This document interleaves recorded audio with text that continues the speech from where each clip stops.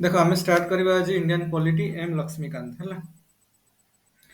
M ଲକ୍ଷ ଆମେ ଆମର ଯେମିତି ମୁଁ କହିଲି ଆମର ପ୍ରିଲିମର ପ୍ରିଲିମ ପାଇଁ ଆମେ ଯୋଉ ବର୍ତ୍ତମାନ ପଢିବା this is both for prelim and main examination ହେଲା। ଏଇ ଯୋଉ କଣ୍ଟେଣ୍ଟ ଗୁଡା ବର୍ତ୍ତମାନ ଆମେ ଡିସ୍କସନ କରିବା ଏଗୁଡା ମେନରେ ବି ହେଲ୍ପ କରିବ ଆମକୁ ଆଉ ପ୍ରିଲିମିନାରୀ ଏକ୍ସାମିନେସନରେ ବି ହେଲ୍ପ କରିବ। ତ ସ୍ପେଶାଲି ଆମ ପ୍ରିଲିମରେ ମୁଁ ଯେମିତି କହିଲି ଯେ ଆମର 7ଟା ସେକ୍ସନ ଅଛି ସେଥିରୁ ଗୋଟେ ସେକ୍ସନ ହଉଛି ଇଣ୍ଡିଆନ୍ ପଲିଟି। ଆଉ ଇଣ୍ଡିଆନ୍ ପଲିଟି ଅଣ୍ଡରରେ ଲେଖା ହେଇଛି କନଷ୍ଟିଟ୍ୟୁସନ, ପଲିଟିକାଲ ସିଷ୍ଟମ, ତାପରେ ଲେଖା ହେଇଛି ପଞ୍ଚାୟତ ରାଜ ସିଷ୍ଟମ, ତାପରେ ଲେଖା ହେଇଛି ରାଇଟ୍ ଇସ୍ୟୁଜ, ତାପରେ ପବ୍ଲିକ ପଲିସି କମା ଏଟସେଟ୍ରା। ଏତିକି ଲେଖା ହେଇଛି ନା। ତ ମେନ୍ ହେଲା ଆମକୁ କଣ କରିବାର ଅଛି ନା ଏଇ ସବୁ କଣ୍ଟେଣ୍ଟ ଗୁଡାକ ଆମ ପାଇଁ ଗୋଟେ ବୁକରେ ଯୋଉଟା ଆମେ ପ୍ରେଫର କରିବା ସେଇଟା ହଉଛି ଏମ୍ ଲକ୍ଷ୍ମୀକାନ୍ତ, ଯୋଉ ବହିଟାକୁ ସମସ୍ତେ ଅଲ ଇଣ୍ଡିଆରେ ସମସ୍ତେ ଫଲୋ କରୁଛନ୍ତି। ୟୁପିଏସସି ହଉ ଓପିଏସସି ହଉ ସବୁଥିପାଇଁ ଫଲୋ କରୁଛନ୍ତି ହେଲା। ତ ସେଇଟା ତ କରିବା ତା ସହିତ ଆମେ କିଛି କିଛି ଜିନିଷ ବି ଡିସ୍କସନ କରିବା ମେ ବି ଯୋଉଗୁଡାକ ବହିରେ ହୁଏ ତ ବହୁତ ଜିନିଷ ସେଥିରେ ଅଛି, ସବୁ ଜିନିଷ ସେଥିପାଇଁ ମିଳିଯିବ ଯାହା ଯାହା ଆମେ ଡିସ୍କସନ କରିବା ହେଲା। ଆଉ ତମେ କଣ କରିବ ଯେମିତି ମୁଁ କହିଥିଲି 6ଟା 7ଟା ଖଣ୍ଡେ ଖାତା ବନେଇବା ପାଇଁ ତ ବନେଇଦବ। ଆଜି ପଲିଟିକ୍ସ ଷ୍ଟାର୍ଟ ହେଲା ଆଜିଠୁ ମାନେ ମାନେ ଆଜିଠୁ କ୍ଲାସ ବିଧିବଦ୍ଧ ଭାବରେ ଷ୍ଟାର୍ଟ ହେଲା ବୁଝିହଉଛି। ତେଣୁ ପଲିଟିର ଯୋଉ ନୋଟ କପି ତମେ ବନେଇଥିବ ସେଇଠି ଆମେ ଯାହା ଡିସ୍କସନ କରିବା ସେଇଥିରେ ଟିକେ ଟିକେ ନୋଟ କରୁଥିବ ଲେଖୁଥିବ ଯୋଉଟା ତମକୁ ଇମ୍ପୋର୍ଟାଣ୍ଟ ଲାଗୁଛି କଣ ଲାଗୁଛି ଲେଖୁଥିବ ହେଲା। ତ କଥା ହେଲା କଣ ନା ଦେଖ ମୁଁ ଏ ଆଜ୍ୟୁମ କରିକି ପଢଉଛି ତମାନେ କିଛି ଜାଣିନ ବୁଝିପାରୁଛ ନା। ମୁଁ ଏ ଆଜ୍ୟୁମ କରିକି ପଢଉଛି ଯେ ତମମାନେ ଟୋଟାଲି କିଛି ଜାଣିନ କେମିତି ମାନେ ନୂଆ ଷ୍ଟାର୍ଟ ହେଲା ପ୍ରିପାରେସନ ନୂଆ ଷ୍ଟାର୍ଟ ହେଲା ସେଇଭଳିଆ ମୁଁ ପଢଉଛି।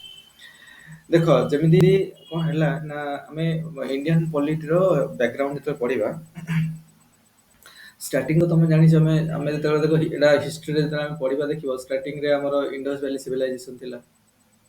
ତାପରେ ଆଲି ବେଦିକ ସମୟ ଆମେ ସବୁ ଆନସିଏଣ୍ଟ ଇଣ୍ଡିଆରେ ପଢିବା। ଆଲି ବେଦିକ ସମୟ ଆସିଲା, ଲ୍ୟାଟର ବେଦିକ ଏଜ୍ ପିରିୟଡ଼, ତାପରେ ଆମେ ଏଥିରେ ଯୋଉ ଜୈନିଜିମ୍ ବୁଦ୍ଧିଜିମ୍ ଏଗୁଡା ସବୁ ଯିବ। ତାପରେ ଆମେ ମହାଜନପଦ ଷୋଳଶ ମାନେ 16 ମହାଜନପଦ ବିଷୟରେ ପଢିବା। ଆଉ 16 ମହାଜନପଦ ବିଷୟରେ ସବୁଠୁ ଯୋଉଟା ଇମ୍ପୋର୍ଟାଣ୍ଟ ଥିଲା ସେଇଟା ହଉଛି କଣ ମଗଧ, ଯୋଉଥିରେ ବିଭିନ୍ନ ପ୍ରକାର ଡାଇନାଷ୍ଟି ମୌର୍ଯ୍ୟ ଡାଇନାଷ୍ଟି ଏଫେ ସବୁ ଡାଇନାଷ୍ଟି ଆସିବ। ତାପରେ ଆମେ ଗୁପ୍ତ ପଢିବା, ତାପରେ ହର୍ଷବର୍ଦ୍ଧନ ପଢିବା, ତାପରେ ପୁଣି ହର୍ଷବର୍ଦ୍ଧନଙ୍କ ପରେ ସରିଗଲା କଣ ମାନେ ଆନସିଏଣ୍ଟ ଇଣ୍ଡିଆର ଏସବୁ ନର୍ଦର୍ନ ଇଣ୍ଡିଆ ପାର୍ଟଟା ନର୍ଥ ଇଣ୍ଡିଆରେ ଏସବୁ କିଙ୍ଗଡମ ଗୁଡା ଏମିତି ହେଇଥିଲା। ତାପରେ ସାଉଥ ଇଣ୍ଡିଆରେ ଗୁଡା ଅଛି ଚେର ପାଣ୍ଡ୍ୟ ଏମିତି ଗୁଡା ସବୁ ଅଛି। ତାମାନେ କହିବାର ତାପରେ ପୁଣି ମେଡିଭାଲ ଇଣ୍ଡିଆ ଷ୍ଟାର୍ଟ ହେଇଯିବ। ମେଡିଭାଲ ଇଣ୍ଡିଆ ଷ୍ଟାର୍ଟ ହେଇଯିବ, ଦିଲ୍ଲୀ ସୁଲତାନେଟ ଷ୍ଟାର୍ଟ ହେଇଯିବ। ଦିଲ୍ଲୀ ସୁଲତାନେଟ ପରେ ମୁଗଲ ଷ୍ଟାର୍ଟ ହେଇଯିବ, ମୁଗଲ ମାନେ ଆସିଲେ ଯେତେବେଳେ।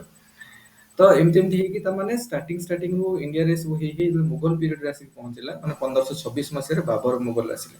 ତ ମୁଗଲ ଏମ୍ପାୟାର ପଡିଲା, ଭିତ୍ତିପ୍ରସ୍ତର ସ୍ଥାପନ ହେଲା। ତ ଯେତେବେଳେ ହେଲା ମୋଗଲ ମାନେ ଯେତେବେଳେ ଆସିଲେ ତ ଗ୍ରାଜୁଆଲି ପ୍ରଥମେ କିଏ ସେ ବାବର ଥିଲେ। ତାପରେ ବାବରଙ୍କର ପୁଅ ହିମାୟୁନ ହେଲେ। ହିମାୟୁନଙ୍କ ପରେ ହେଲେ କିଏ ସେ ଠିକରେ ହିମାୟୁନଙ୍କର ପୁଅ କିଏ ସେ ହେଲେ ତାପରେ ଆକବର ହେଲା। ତାପରେ କିଏ ତାପରେ ଆସିଲେ ଜାହାଙ୍ଗୀର ବୁଝିଅଛି। ତେଣୁ ଆକବରଙ୍କ ପରେ ଜାହାଙ୍ଗୀର। ତ ଜାହାଙ୍ଗୀର 1605 ମସିହାରେ ଜାହାଙ୍ଗୀର ଆସିଲେ ଷ୍ଟାର୍ଟ ହେଲା ଜାହାଙ୍ଗୀରଙ୍କର ରେଜିମ୍ ଷ୍ଟାର୍ଟ ହେଲା। ତ କଣ ହେଲା ଦେଖ ଏହି ସମୟରେ କଣ ମାନେ ଇଣ୍ଡିଆ ଗୋଟେ ବହୁତ ପ୍ରସ୍ପରସ୍ କଣ୍ଟ୍ରି ଥିଲା। ଆଉ ସ୍ପେଶାଲି ଆମ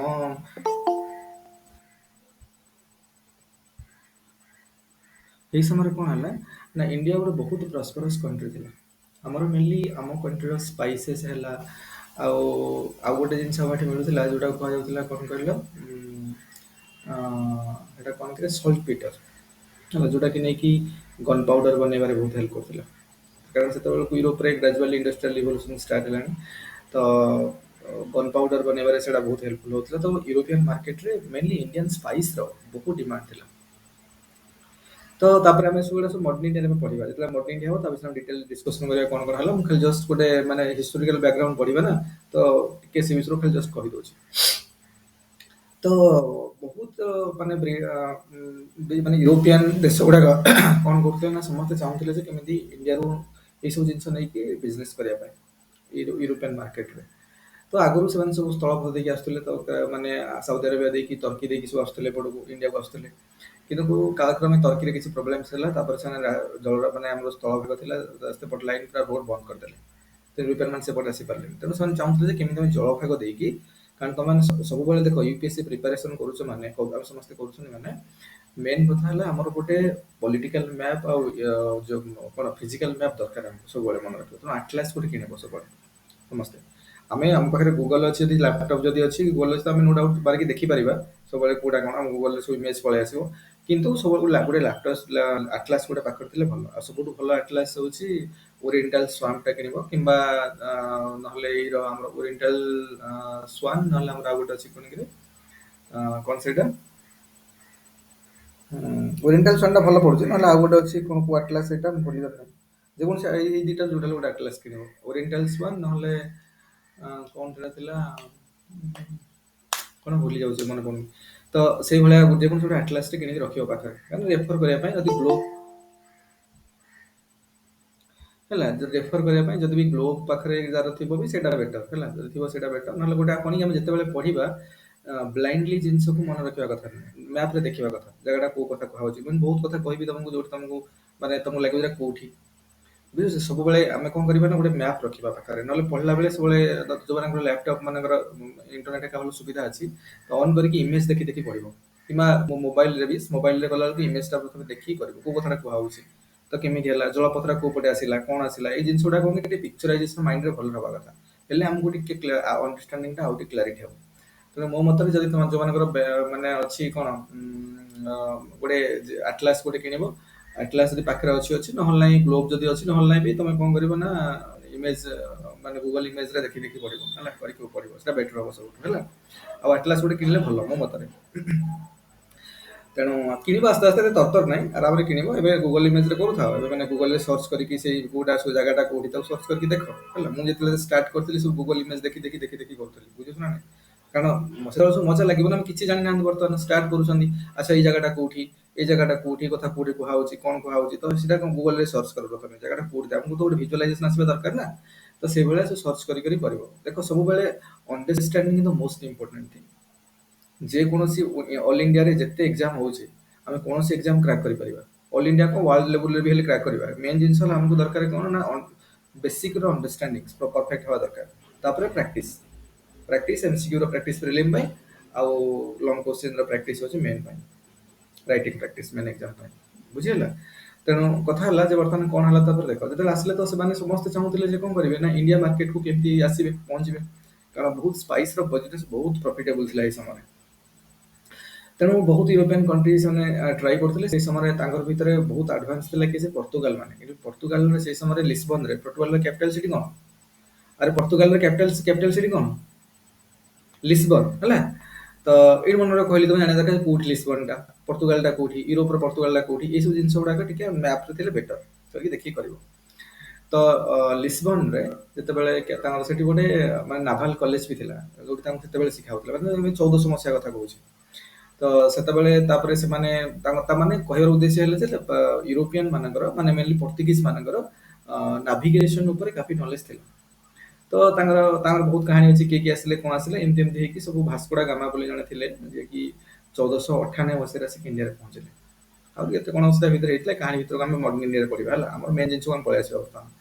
ତ ଆସିଲା ପରେ ସେତେବେଳେ ସେ ଆସିକି ପହଞ୍ଚିଲେ କାଲିକଟରେ, କାଲିକଟ ଜାଣିଛ କେରଳ, ତ କାଲିକଟରେ ସେ ଆସିକି ପହଞ୍ଚିଲେ। ତ ସେତେବେଳେ କଣ ହେଲା ନା, ସେ ଯୋଉ ଆସିଲେ ଗୋଟେ ଜାହାଜ ନେଇକି ଆସିଥିଲେ, କାରଣ ସେତେବେଳେ ତ ନଥିଲା, ମାନେ ସିପ୍ ନେଇକି ଆସିଥିଲେ।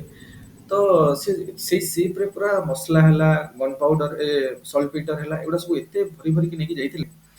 ତ ଗଲା ପରେ ମାର୍କେଟରେ ନେଇକି ବିକିଲେ ୟୁରୋପିଆନ ମାର୍କେଟରେ, ୟୁରୋପିଆନ ମାର୍କେଟ ପୁରା ଚହଳ ପଡିଗଲା। ମାନେ କୁହାଯାଉଛି 60% ଖଣ୍ଡେ ପ୍ରଫିଟ ହେଲା ତାଙ୍କର, ଏତେ ପ୍ରଫିଟ ଜେନେରେଟ କଲେ।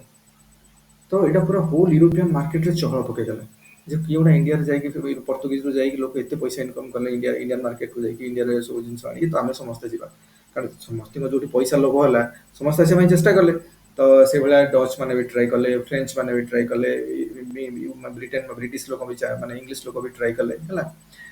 ସମସ୍ତେ ସମସ୍ତେ ସମସ୍ତଙ୍କ କାପାସିଟିରେ ଟ୍ରାଏ କଲେ ଆସିବା ପାଇଁ ଇଣ୍ଡିଆକୁ। ତ ସମସ୍ତେ ଆସିଲା ପରେ ଆମର ମେନ୍ ଯୋଉ ଫୋକସ ହଉଛି, କାରଣ ତ ଜାଣିଛ ସମସ୍ତେ ହେଇପାରିଲାନି ଭାଇ ସକ୍ସେସଫୁଲ ହେଲେ କୋଉମାନେ, ଏଠି ରହିବାରେ ସକ୍ସେସଫୁଲ ହେଲେ ବ୍ରିଟିଶ ଲୋକମାନେ। ତାପରେ କେମିତି ତାଙ୍କ ଭିତରେ କଣ ହେଲା କଣ ନାହିଁ, ସବୁ ମଡର୍ଣ୍ଣ ଇଣ୍ଡିଆରେ ଆମେ ଦେଖିବା ହେଲା। ମଡର୍ଣ୍ଣ ଇଣ୍ଡିଆନ ହିଷ୍ଟ୍ରି ଯେତେବେଳେ ପଢିବା ସେ ବିଷୟରେ ଡିସ୍କସନ କରିବା। ତ ବ୍ରିଟେନ ଲୋକ ଆସିଲେ ଏଠିକି, ଆସିକି ପ୍ରଥମେ ସିଏ ତାଙ୍କର କମ୍ପାନୀ କଣ ହେଲା, ଯେତେବେଳେ ସେଇ ବିଷୟରେ ଶୁଣିଲେ ଯେ ପର୍ତ୍ତୁଗିଜର ଲୋକ ଯାଇକି ଏମିତି ଏମିତି ସବୁ କରିଛନ୍ତି ବୋଲି, ତ ସେମାନେ କହିଲେ ଯେ ସେମାନେ ଗୋଟେ କମ୍ପାନୀ ଫର୍ମେସନ କଲେ, ଯାହାର ନାଁ ହଉଛି ଇଷ୍ଟ ଇଣ୍ଡିଆ କମ୍ପାନୀ, ବୁଝିହଉଛି। ତ ଗୋଟେ ଇଷ୍ଟ ଇଣ୍ଡିଆ କମ୍ପାନୀ ଫର୍ମେସନ କଲେ।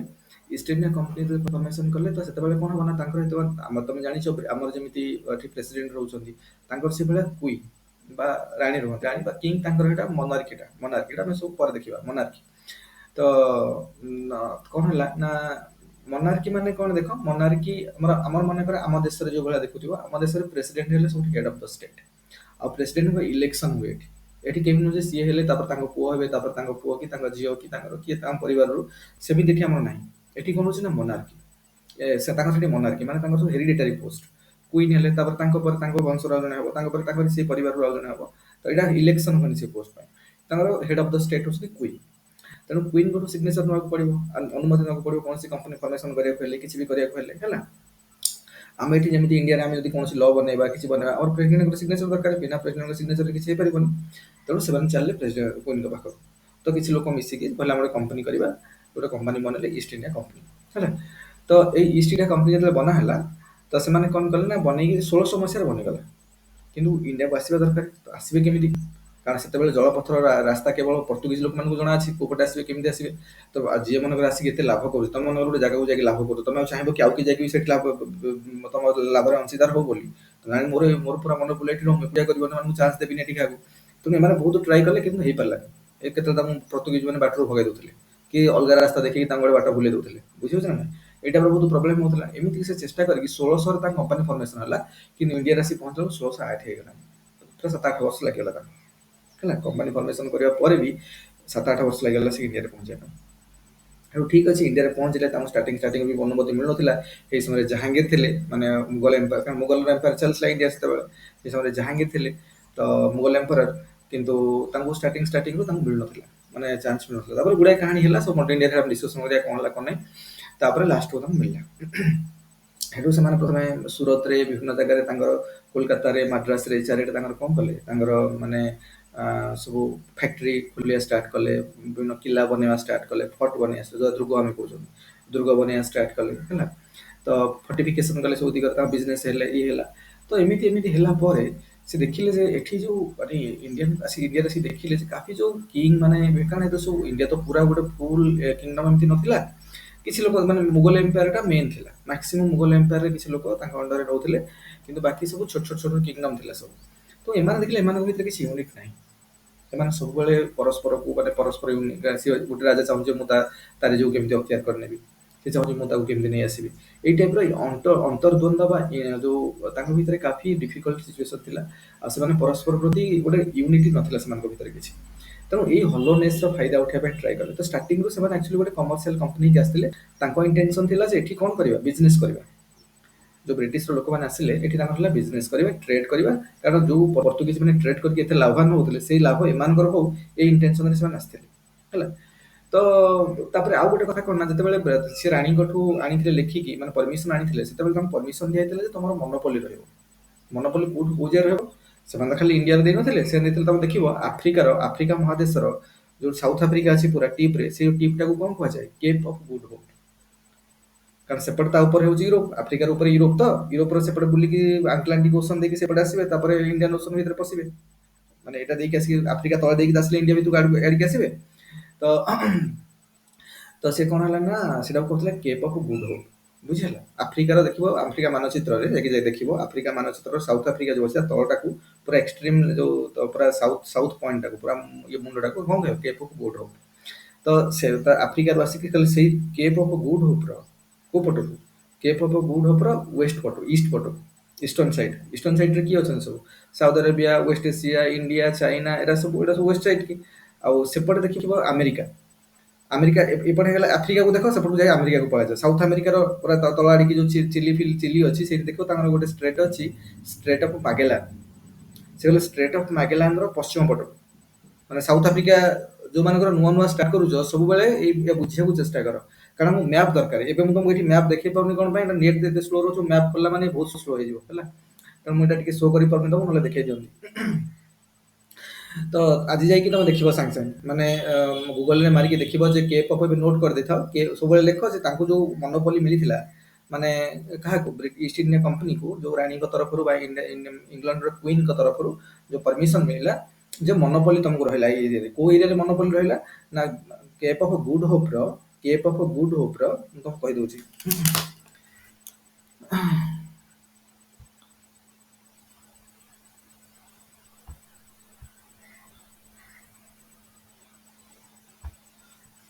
ଦେଖ ଏଇଟା ମନେକର ଆମର ହେଲା ଏପଟ ତ ୟୁରୋପ ତମେ ଜାଣିଛ ଥିବ, ଏଇଟା ସବୁ ୟୁରୋପ ଏମିତି ଥିବ, ଏଇଟା ସବୁ ୟୁରୋପ। ଏଠି ହେଲା କଣ, ଏଠି ହବ ଆମର ହବ ପର୍ତ୍ତୁଗାଲ ହେଲା। ତ ଆକୁ ଧରିକି ଏମିତି କଣ ଅଛି, ଏଠି ଆଫ୍ରିକା ଅଛି, ଏମିତି ଆଫ୍ରିକା ଅଛି ହେଲା। ତାପରେ ଦେଖ ଏଠି ସବୁ ଇଣ୍ଡିଆ ଫିଣ୍ଡିଆ ଥିବେ, ଏସବୁ ସାଉଦି ଆରବିଆ, ଏସବୁ ଏମିତି ଥିବ, ସାଉଦି ଆରବିଆ ଏସବୁ ଥିବ ଏଗୁଡ଼ା। ରଷିଆ ଫସିଆ ସବୁ ଛାଡ଼, ଆମର ଏଠି ଇଣ୍ଡିଆ, ଇଣ୍ଡିଆ ପୂର୍ବ ଚାଇନା ଫାଇନା ସବୁ ରହିବେ। ଆଉ ଇଏ ସବୁ ହେଲା ପରେ ଏପଟେ କଣ ଆସିବ ଆମେରିକା। ଆମେରିକାର ଏଇଟା ପଛପଟଟା ପୁରା ଗ୍ଲୋବ ତ ଆମେ ଦେଖିପାରିବାନି, ମୁଁ ପ୍ଲେନରେ ଦେଖଉଛି। ଏଇଟା ହେଲା ସାଉଥ ଆମେରିକା, ନର୍ଥ ଆମେରିକା ରହିଲା ଏପଟେ। ରଷିଆ ଏପଟେ ସବୁ ରହିବ, ରଷିଆ ଏ ନର୍ଥ ଆମେରିକା ଏମିତି ରହିଲା। ଏଇଟା ହେଲା କଣ କାରିବିଆନ୍ ସି ଏପଟେ ରହିବ ମଝିରେ କିନା। ତାପରେ ଏଠି କଣ କଣ ରହିବ, ସାଉଥ ଆମେରିକା। ଏ ସାଉଥ ଆମେରିକା ଯୋଉ ରହିବ ଦେଖ, ସାଉଥ ଆମେରିକାର ଏଇଟା ହେଲା ଚିଲି, ଏଇଠି ହବ ଏଇଟା ହେଲା କଣ ଷ୍ଟ୍ରେଟ୍ ଅଫ୍ ମାଗେଲାନ। ଏଠି ହେଲା କଣ କେପ୍ ଅଫ୍ ଗୁଡ୍ ହୋପ୍, ହେଲା Cape of Good Hope, Cape of Good Hope, Cape of Good Hope ହେଲା, କେପ୍ ଅଫ୍ ଗୁଡ୍ ହୋପ୍। ଏପଟେ ହେଲା Strait of Magellan, Strait of Magellan, ଏ ଷ୍ଟ୍ରେଟ୍ ଅଫ୍ ମାଗେଲାନ, ମାଗେଲାନ ଏଟା South America, south America. ଏଇଟା ହେଲା Africa, ଏଇଟା India, ଆମର ଏଇଟା ଇଣ୍ଡିଆ। ସେ କହିଲେ ଆର ଏପଟଟା କୋଉ ପଟଟା, ଏଇଟା ଆର ଇଷ୍ଟର୍ଣ୍ଣ ପଟଟା ହେଇଗଲା କେପ୍ ଅଫ୍ ଗୁଡ୍ ହୋପ୍ ର ଇଷ୍ଟ ସାଇଡ୍, ଆଉ ଷ୍ଟ୍ରେଟ୍ ଅଫ୍ ମାଗେଲାନର ପଶ୍ଚିମ ସାଇଡ୍ ହେଲା, ୱେଷ୍ଟ ସାଇଡ୍। ଏଇ ପୁରା ଏରିଆଟାରେ ମନୋପଲି ରହିବ। ଏଇପଟ ଏରିଆଟାରେ କଣ ରହିବ, ଏଇପଟ ଏରିଆଟାରେ ପୁରା ମନୋପଲି ରହିବ, ତମର ଟ୍ରେଡ୍ ମନୋପଲି ରହିବ, ବୁଝିହେଲା।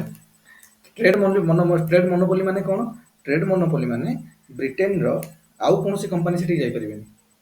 ସେଠି ମାନେ ଇଣ୍ଡିଆନ୍ ମାର୍କେଟ ହଉ ବା ସେଥିରେ ତ ଇଣ୍ଡିଆନ୍ ଆସୁଛି, ଏଇପଟେ ଯେତେ କଣ୍ଟ୍ରି ରହିଲା ସବୁ ଇଣ୍ଡିଆ, ଚାଇନା, ଇଣ୍ଡୋନେସିଆ ଯାହା ସବୁ ରହିଲା ଏପଟେ ଏରିଆରେ ଯେତେ କଣ୍ଟ୍ରି ରହିଲା, ଏଠି ତମେ ବିଜନେସ୍ କରିବ ଯାଇକି। ଆଉ ସେ ବିଜନେସର ତମର ଟ୍ରେଡ୍ ମନୋପଲି ରହିଲା। ଟ୍ରେଡ୍ ମନୋପଲି ମାନେ କଣ, ଓନ୍ଲି ଇଷ୍ଟ ଇଣ୍ଡିଆ କମ୍ପାନୀ ଯାଇକି ସେଠି ବିଜନେସ୍ କରିବ, ଓନ୍ଲି ଇଷ୍ଟ ଇଣ୍ଡିଆ କମ୍ପାନୀ ଯାଇକି ସେଠି ବିଜନେସ୍ କରିବ, ଆଉ କେହି ଯାଇପାରିବେନି। କଣ କହୁଛି ବୁଝିପାରୁଛ ନା ନାଇଁ, ତାକୁ କୁହାଯାଏ ଟ୍ରେଡ୍ ମନୋପଲି। ତେଣୁ ଯାହା ବି ଅଛି ଏଇ କମ୍ପାନୀ କେବଳ ଯାଇକି ସେଠି ବିଜନେସ୍ କରିବ। ଆଉ ମାନେ ପରେ ମନେକର ବ୍ରିଟେନର ଆଉ କିଛି କମ୍ପାନୀ ଲୋକ ଏକାଠି କରିବେ, ଆମେ ଗୋଟେ କମ୍ପାନୀ ବନେଇକି ଆମେ ବି ପଳେଇବା, ହେଇପାରିବନି। ତମ କମ୍ପାନୀ ତମେ ବନେଇଦେଲ, ତମେ ହିଁ ଯିବ ସେଠି କେବଳ ବିଜନେସ୍ କରିବ, ଆଉ ଯିଏ କରିବ ତମ ସହିତ ମିଶିବ, ତମେ ସେ ଏକ୍ସଟ୍ରା କମ୍ପାନୀ ବନେଇକି କିଛି କରିପାରିବେନି।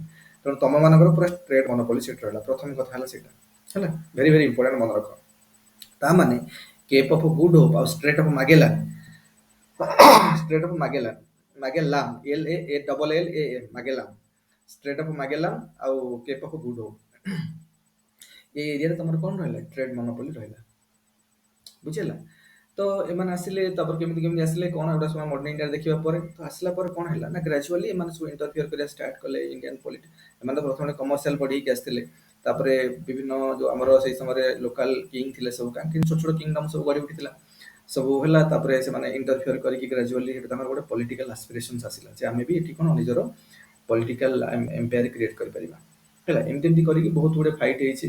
ଆଙ୍ଗ୍ଲୋ ଫ୍ରେଞ୍ଚ, ଆମେ ଗୁଡେ ତା ଭିତରେ ପଢିବା, Anglo French war, Anglo Mysore war, ତମେ ଜାଣିଥିବ ସବୁ। Anglo French war, French East India Company ଆଉ ବ୍ରିଟିଶ ଇଷ୍ଟ ଇଣ୍ଡିଆ କମ୍ପାନୀ ଭିତରେ ବହୁତ ଗୁଡେ ଫାଇଟ୍ ହେଇଛି। କର୍ଣ୍ଣାଟିକ ୱାର ଯୋଉଟାକୁ କୁହାଯାଏ, Carnatic one, Carnatic war two, Carnatic war three, ଏଟା ସବୁ ପଢିବା ସବୁ ମଡର୍ଣ୍ଣ ଇଣ୍ଡିଆରେ ହେଲା। ସେଇଭଳିଆ ଆଙ୍ଗ୍ଲୋ ମୈସୂର ୱାର ହେଇଛି, ହାଇଦର ଅଲି, ଟିପୁ ସୁଲତାନ ଏମାନେ ସବୁ ଥିଲେ ମୈସୂର ଏରିଆ, କର୍ଣ୍ଣାଟକ ଏରିଆରେ, ସେମାନଙ୍କ ସହିତ ବି କାଫି ୱାର ହେଇଛି। ତ ତାପରେ ବେଙ୍ଗଲରେ ବି କାଫି ୱାର ହେଇଛି, ତ ଗୁଡାଏ ୱାର ହେଇଛି ଆମେ ଦେଖିବା ସେଇ ସମୟ। ତ ଏତେ ହେଲା ପରେ କଣ ହେଲା, ଗ୍ରାଜୁଆଲି ସେମାନଙ୍କ ଯୋଉ ମାନେ ଗୋଟେ କମର୍ସିଆଲ କମ୍ପାନୀ ହେଇକି ଆସିଥିଲେ, କି ଗୋଟେ ଟ୍ରେଡ୍ ବିଜନେସ୍ କରିବା ପର୍ପୋଜରେ ଆସିଥିଲେ, ତ ଗ୍ରାଜୁଆଲି ସେମାନଙ୍କର ପଲିଟିକାଲ ଆସ୍ପିରେସନ୍ସ ବଢିଲା। ସେମାନଙ୍କର ଗୋଟେ କଣ, ଇଣ୍ଡିଆରେ ସେମାନେ କଣ କଲେ, ନିଜର ଗୋଟେ ବ୍ରିଟିଶ ଏମ୍ପାୟାର କ୍ରିଏଟ୍ କରିବାକୁ ଲାଗିଲେ ଗ୍ରାଜୁଆଲି, ଆସ୍ତେ ଆସ୍ତେ। ତ ଆପରେ ଏଇ ପୂର୍ବରୁ କଣ ହେଲା, ଏଇ ସବୁ ଭିତରେ କଣ ହେଇଥିଲା ନା, କିଛି କିଛି ମେନ୍ ୱାର ଅଛି। ଯେମିତିକି ଗୋଟେ ହଉଛି 1757 ମସିହାର ପଲାସି ୱାର, ଯୋଉଠି ମାନେ ହେଇଥିଲା ଆମର କାହା ସହିତ, ବ୍ରିଟେନ ପ୍ରୋଭିନ୍ସ।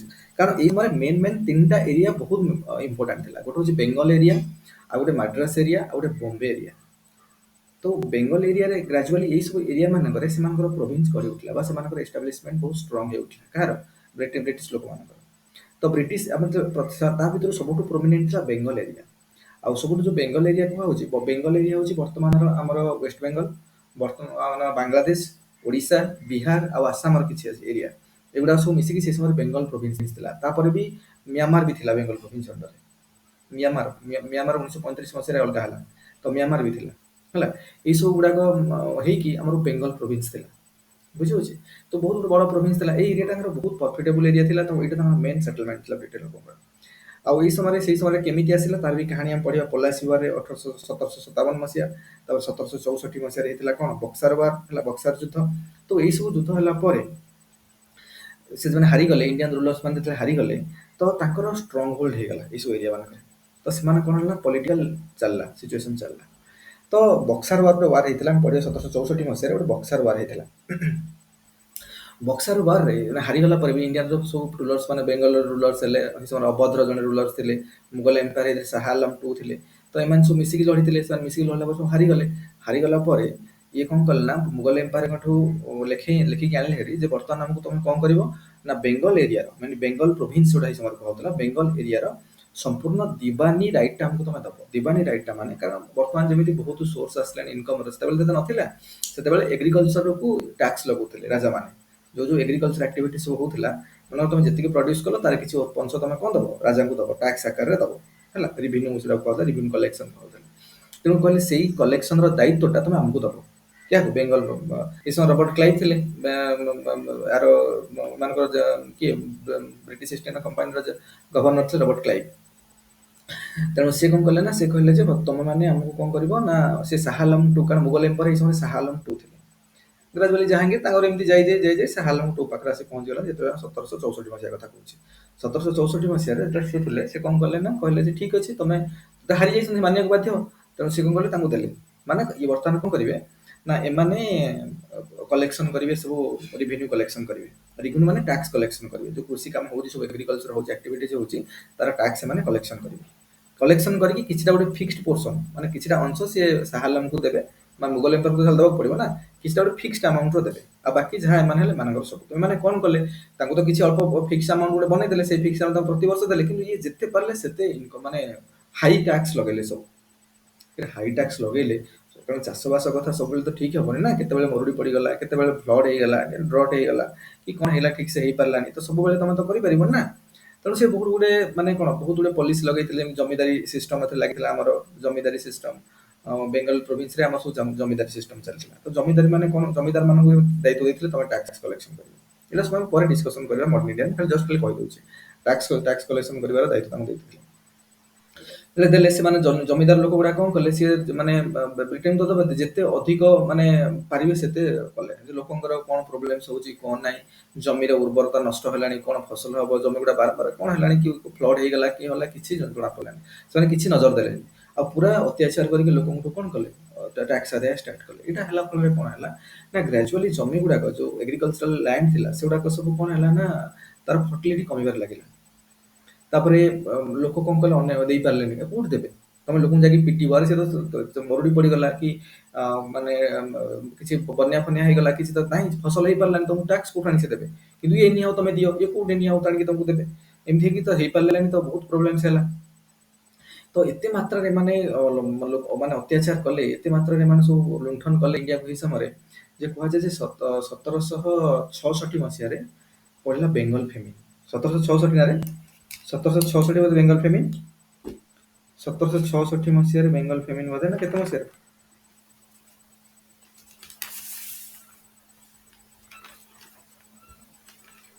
1766 ବୋଧେ ବେଙ୍ଗଲ ଫେମିନ୍, ନା କେତେ?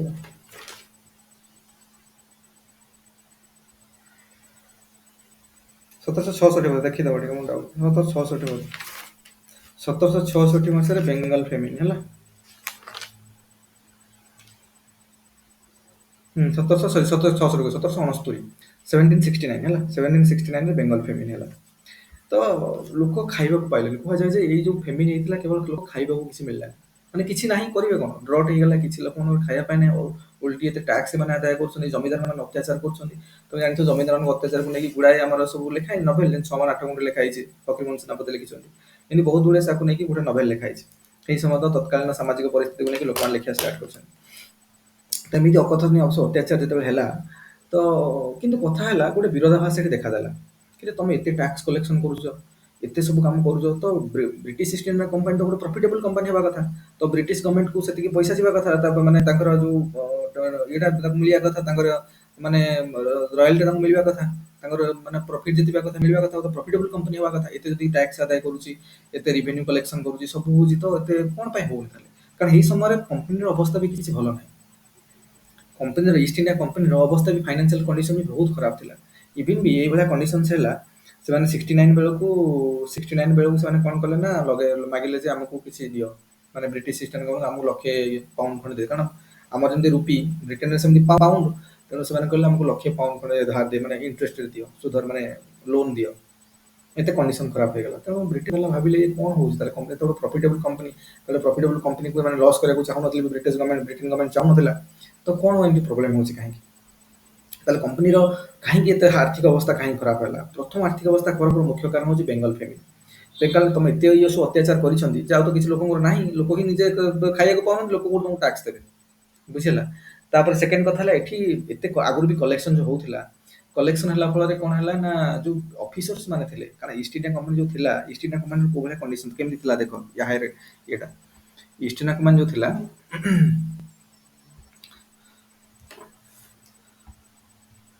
ଦେଖ, ଇଷ୍ଟ ଇଣ୍ଡିଆ କମ୍ପାନୀ ଯୋଉ ଆମର ଇଷ୍ଟ ଇଣ୍ଡିଆ କମ୍ପାନୀ ଥିଲା, ଇଷ୍ଟ ଇଣ୍ଡିଆ କମ୍ପାନୀ ଯୋଉ ଥିଲା, ଦେଖ ଇଷ୍ଟ ଇଣ୍ଡିଆ କମ୍ପାନୀରେ କଣ, ଏମାନଙ୍କର ସବୁ ଅଫିସର୍ସ ଥିବେ, ମାନେ ମନେକର କ୍ଲର୍କ ଥିବେ, ସବୁ କ୍ଲର୍କ କାମ କରୁଥିବେ, କ୍ଲର୍କ ହେଲେ, ଅଫିସର୍ସ ହେଲେ, ଏସବୁ କାମ କରୁଛନ୍ତି।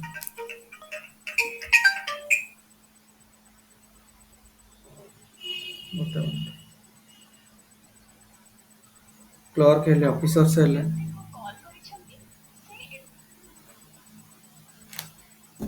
କ୍ଲର୍କ ହେଲେ, ଅଫିସର୍ସ ହେଲେ, ଏମାନେ ସବୁ କଣ ହେଲେ, ଏମାନେ ସବୁ ରିପୋର୍ଟ କରିବେ କାହାକୁ ରେ, ये सब रिपोर्ट करेंगे गवर्नर, ये जेनेल गवर्नर, ये समय गवर्नर कंपनी ना गवर्नर रोते, तो गवर्नर को रिपोर्ट करेंगे, गवर्नर को रिपोर्ट करेंगे, गवर्नर रिपोर्ट करेंगे क्या, कोर्ट ऑफ डायरेक्टर्स, माने कंपनी जो फॉर्मेशन है तार गोटे थिला बॉडी थिला, पता कोर्ट ऑफ डायरेक्टर्स, ये सब कथा बुझे जो माने court of directors, court of directors, court of directors, एथिरे केते जण लोक थे, 24 जण लोक, 24 जण मेंबर थे कोर्ट ऑफ डायरेक्टर्स। आ कोर्ट ऑफ डायरेक्टर्स क्या करिवो, एमाने क्या रिपोर्ट करिवे कि एमाने करे ब्रिटिश गवर्नमेंट को, एमाने ब्रिटिश गवर्नमेंट को रिपोर्ट करिवे, ए भला कंडीशन थिला हला। किंतु कथा हला, एठी जो ऑफिसर्स माने हेले, क्लर्क माने जो रहउथिले, एमाने एते सब माने करप्शन एक्टिविटीज रे लिप्त रहिले जे सेमाने निजे निजे माले माले हेगले, निजर बहुत पैसा हेगला, निजे बहुत रिच बनि गले, किंतु कंपनी कांगाल हेगला। सो ब्राइब नबा कारण आमे जो एबे जो लेखिबा लोक मान जो कोनादी गवर्नमेंट चाकरी कले बहुत ऊपर मिलियो, एई सब शिक्षा देख जाइछन मान सब। एबे देखियो प्राय लोक मोर धारणा ना, गवर्नमेंट चाकरी कले गोटे हमको गोटे ऊपर मिलि जिवो, हमको गोटे ब्राइब मिलि जिवो, हमको पीसी मिलि जिवो। दुनिया लोक मोर धारणा, मैक्सिमम पिलांकर तो गवर्नमेंट चाकरी दरमा सिना कम, उरिटा बेसी लोक कहउछन ना एबे एबे भी गां गहल देखो एबे धारणा सब लोकंकर अछि। एटा का एई मान सब शिक्षा के जाइछन, ब्राइब नबा, ये करबा, ये सब एथि लिप्त रहिले समस्त। तो हाई करप्शन तो ईमान तो सब बहुत धनी बनी गले, ऑफिसर्स गुडा, क्लर्क माने जो सब काम करथिले कंपनी रे, सेमान तो बहुत धनी बनी गले, किंतु ईस्ट इंडिया कंपनी निजे का काळे गेला, निजर किछि निबिन नाही। तब हेई समय एटा गोटे कारण, आ गोटे कारण हला बेंगल फेमिन जेमति 69 रे हला, 1969 रे। ता सहित आंग्लो मैसूर वार गुडा पढिबा, Anglo Mysore, first Anglo Mysore war, second Anglo Mysore war, third Anglo Mysore war, fourth Anglo Mysore, चारटा आंग्लो मैसूर वार हेछि। तो चारटा आंग्लो मैसूर वार हेतला, तो फर्स्ट आंग्लो मैसूर वार भी समय हेतला 1766 रु 1769 बोले, 1766 रु 1769 भितर फर्स्ट आंग्लो मैसूर वार जालथिला हैदर अलीଙ୍କ सहित। तो केही तो जीवन तो जितिलेनी, किसी गोटे निर्णायक भूमिका आसिलानी, जेतरे भी किसी लाभ भी हेलानी, बहुत पैसा खर्च होला, कारण वार हबो जदी युद्ध माने बहुत पैसा खर्च हबो, बुझिछ ना। तेणु वार ହେଲା, काफी पैसा खर्च होला सेतरे। तापरे आउ जदि हम गोटे देखिबा जे एमती करप्शन होला, जे ये गला, तापरे आउ गोटे होला कोन ना, ट्रेड होतला टी रे, कारण माने एठु नै कि टी नै कि हमर एठु यूरोप माने इंडियन मार्केट नै कि यूरोपियन मार्केट रे बिकुथिले, तो बहुत चाहिदा थिला इंडियन टी रो मार्केट रे बहुत चाहिदा थिला सेठी।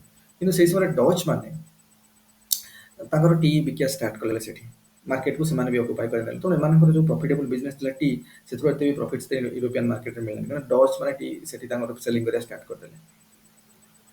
ଡଚ୍ ମାନେ ବି ଇଣ୍ଡିଆକୁ ଆସିଥିଲେ ନା, ତ ଷ୍ଟାର୍ଟ କରିଦେଲେ। ତ ଏଇ ସବୁ ଜିନିଷ ଯେତେବେଳେ ଆସିଲା, ମାନେ ପ୍ରଫିଟ୍ ଯୋଉ ଯୋଉ ମନୋପଲି ଏମାନଙ୍କୁ ମିଳିଛି, ଏମାନଙ୍କୁ ନା ଖାଲି ବ୍ରିଟେନ ଗଭର୍ଣ୍ଣମେଣ୍ଟ କହିଛି ଯେ ଆମର କଣ୍ଟ୍ରିରୁ କେହି ସେଠି ତମର ବିଜନେସ କରିବେନି, ଥୋଡ଼ି ଅଲଗା କଣ୍ଟ୍ରି ମାନେ ଯିବେନି, ଫ୍ରେଞ୍ଚ ମାନେ ବି ଯାଇପାରିବେ, ଡଚ୍ ମାନେ ବି ଯାଇପାରିବେ, ପର୍ତ୍ତୁଗୀଜ ମାନେ ବି ଯାଇପାରିବେ, ଅଲଗା କୌଣସି କମ୍ପାନୀ ବି ଯାଇପାରିବ ହେଲା, ଡେନମାର୍କ ଯିଏ ବି ସମସ୍ତେ ଯାଇପାରିବେ ନା। ତେଣୁ କିନ୍ତୁ ଅଲଗା କଣ୍ଟ୍ରି କିନ୍ତୁ ବ୍ରିଟେନରୁ କେହି ଯିବେନି, ମନୋପଲି ମାନେ ବ୍ରିଟେନର ଆଉ କୌଣସି କମ୍ପାନୀ ସେଠିକି ଯିବନି, ବ୍ରିଟେନ ତମେ ଏକୁଟିଆ। ଏଇଟା ହେଲା ମନୋପଲି ତାଙ୍କୁ ଦିଆଯାଇଥିଲା, କିନ୍ତୁ ଅନ୍ୟମାନେ ଏମିତି ଯେତେବେଳେ ହେଲା, ତାଙ୍କର ସବୁ କ୍ଷେତ୍ରରେ ବହୁତ ଲସ୍ ହେଲା କମ୍ପାନୀ। कंपनी देखिले माने एक तो फेमिन पड़लानी दुरे आड़े लोक ऑफिसर सब करप्शन करके ब्राइब नहीं कि माले माले कि बसचंदी कंपनी अकाउंट रे किछि पैसा नाही आड़े युद्ध भी हेतला आंग्लो मैसूर वार एते गुडाय खर्च तापर ट्रेड जो टीर जो लाभ मिलुतला आगु सेटा भी पल्लानी डच माने इंटरफियर कर सरले डच मानकर आसी गलानी मार्केट को तो एमती गुडाय सब कारण हला फल कोन हला देखिले जे कंपनी रो किछि नाही अवस्था सांगातिक हला ईस्ट इंडिया कंपनी तो एमती एमती हला तेणु कौन करा है तेणु ये कहले जे बर्तमान कौन करवा ना किसी करने पड़ो कि से ब्रिटिश गवर्नमेंट चिंता कला कारण अल्टीमेटली ब्रिटिश गवर्नमेंट को समस्त फाइनल रिपोर्ट तो ब्रिटिश गवर्नमेंट रो है तो ब्रिटिश गवर्नमेंट रे माने भाबिले जे बर्तमान किसी न करूछंती है किसी जब न करूछंती ताहले प्रॉब्लम हे जिवो तो हमर ए अफेयर्स को किसी गोटे नीति आगु किसी नथिला आगु किसी नथिला माने जहा करथले करथले प्रॉफिट दउथले प्रॉफिट ब्रिटिश गवर्नमेंट को दउथले कोटा बड़ा डायरेक्टर्स तांकर थिला से छोटिया मोटिया नियम कानून बनेकी चलुथले किसी गोटे सेंट्रल आइडिया बा एमती किसी गोटे नथिला किसी तापर सेतरो भी जो भी मानकर थिला जे मानकर जो कंपनी रा सब माने सेटलमेंट थिला माने प्रोविंस रा कमे कहउथले बेंगल वालांगर से तांक कथा देखुथले जे मद्रास रे अछि से तांक कथा देखुथले जे बॉम्बे रे अछि से तांक कथा देखुथले आंक भीतर भी कोनोसी कोऑर्डिनेशन नथिला एते भलो कोऑर्डिनेशन किसी नथिला खाली युद्ध बेले दी डाकुथले एमान जाकी हेल्प करथले कानी जो ईस्ट इंडिया कंपनी रो बोली तो गोटे सेंट्रल कोऑर्डिनेशन बा सेंट्रल मेकानिज्म किसी नथिला जे परस्पर को गोटे कोऑर्डिनेटेड वे काम करिवे एमती किसी नथिला कारण एसो तीन टा मेन सेटलमेंट थिला गोटला बेंगल गोटला बॉम्बे आ गोटे मद्रास ब्रिटिश लोक मानकर ता भीतर केते कोन सो कहानी अछि से कहानी हम मॉडर्न इंडिया देखिबा वर्तमान सेटा हमर इंटरेस्ट हम खाली पळेसा नियम केमनी बनिला हला तो जते बेले हमर ई सब जिंस हला तो माने एमती एमती कि 1773 मसिया रे कोन करले माने कहले आउ हबनी कि से ब्रिटिश गवर्नमेंट कला किछ गोटे बनिया पे नियम हम बनौ ना किछ गोटे तो ये कंपनी हातछड़ा हे जिवो हमर कंपनी दबरे देवालिया है कि माने कोन देवालिया घोषणा हे जिवो तेणु एम कौन कले ना 1773 मसीह गोटे आक्ट बनइले जहाँ ना हूँ रेगुलेटिंग एक्ट 1773 मसीहा जो स्टार्ट है आ पूर्व किसी नियम कानून किसी नथिला कारण ता पूर्व राजा महाराजा माने जेमति कि शासन करथले से तांको मन इच्छा नियम कानून करथले तार केमति किछि थिला कि तो ब्रिटिश लोक माने आसिले ब्रिटिश रो सेटलमेंट हैला तीनटा जगह मेन मेन सेटलमेंट ले मानकर हैला ब्रिटिश रो माने आसिला पोजीशन आसिला एमान सब स्टार्ट कले जाकु केमति करिवे ब्रिटिश गवर्नमेंट चिंता कला जे नाही वर्तमान किछि रे एतिको पई हमको नियम कानून बनाय पय पड़िबो नहले हे परिबो एमान सब कंट्रोल करे पड़िबो नहले मन इच्छा हम छाडी दवा मानकु ये सब कोन करिवे कंपनी को बुड़े देबे बुझला तेणु फास्ट टाइम 1773 मसीह बनिला रेगुलेटिंग एक्ट 1773 मसीह बुझला तो तुम जान लो जे कंपनी रे काहे कि बैंकरप्ट हे गला बैंकरप्ट हमारा मुख्य कारण होचे 1769 मसीह रे कोन हला बेंगल फेमिन पड़ला आंग्लो मैसूर वार चलथिला फास्ट आंग्लो मैसूर वार एरा सब मॉडर्न रे कवर हबो आंग्लो मैसूर वार 1766 रु 1769 भीतर आंग्लो मैसूर वार चलथिला तापर पुनी हम जदि देखिबा एमान जेमि कहली कंपनी रो क्लर्क मान हेले ऑफिसर्स मान हेले एमान सब करप्शन एक्टिविटीज रे लिप्त रहले तुम निजे मानले कंपनी रो धजिया उडी गला कंपनी रो किछि पैसा नै तो मान सब आंगा पाखर को प्रबल पैसा हैला कंपनी रो किछि पैसा नै कि मान खातिर प्रबल पैसा हैला तेणु ये सब करप्शन एक्टिविटीज रे लिप्त रही कि निजे बहुत पैसा कमाउथले कि कंपनी पाखो किछि आसु नथिला तापर जेमि टी बिजनेस रे ईस्ट इंडिया कंपनी को काफी प्रॉफिट होतला यूरोपियन मार्केट रे सेटा भी हला टी बिजनेस जो प्रॉफिट हम मिलला सेटा भी मिलला तो ये सब कारण जत है तेणु एम कहले गोटे निहाती गोटे हमको नियम दरकार बर्तमान तेणु 1773 मसीह फर्स्ट टाइम से कौन कले ना गोटे नियम बनैको स्टार्ट कले जहाँ ना दिगला कौन दिया लगे ना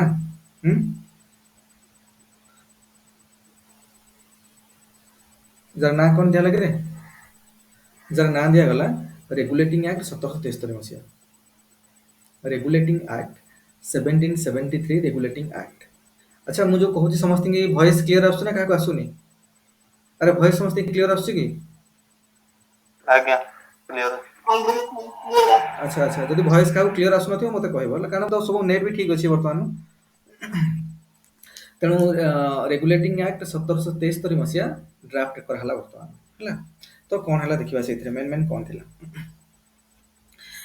तो प्रथम कथा हला आ गोटे कथा तुम कहया भूली जाइछे देखो जते बेले हमरो जो मिली गला माने तो जानि जते बक्सर युद्ध हला बक्सर युद्ध 1764 में सरी देला हला बक्सर वार जते हला हे सब बक्सर वार कोन केमि जे किछि जानि मने कर किछि व्यस्त नै हम सब मॉडर्न इंडिया पढला सब पढिबा ए खाली दूसरा के रेफरेंस दरकार कहि दोछि बक्सर वार समय रे एमान मानकू शाह आलम ठु मिल जाइतिला जे तमे बेंगल एरिया रे बेंगल एरिया माने वर्तमान रो कोन सेतबेल बेंगल एरिया ने बहुत बड़ा थिला सेतबेल बेंगल एरिया माने वर्तमान हमर वेस्ट बेंगल वर्तमान बांग्लादेश वर्तमान बिहार वर्तमान ओडिशा ବର୍ତ୍ତମାନ ଆସାମର କିଛି ପୋର୍ସନ, ମିଆଁମାର, ଏଗୁଡ଼ା ସବୁ ବେଙ୍ଗଲ ଏରିଆ ଥିଲା, ବେଙ୍ଗଲ ପ୍ରୋଭିନ୍ସ ଅଣ୍ଡରରେ ଥିଲା ହେଲା।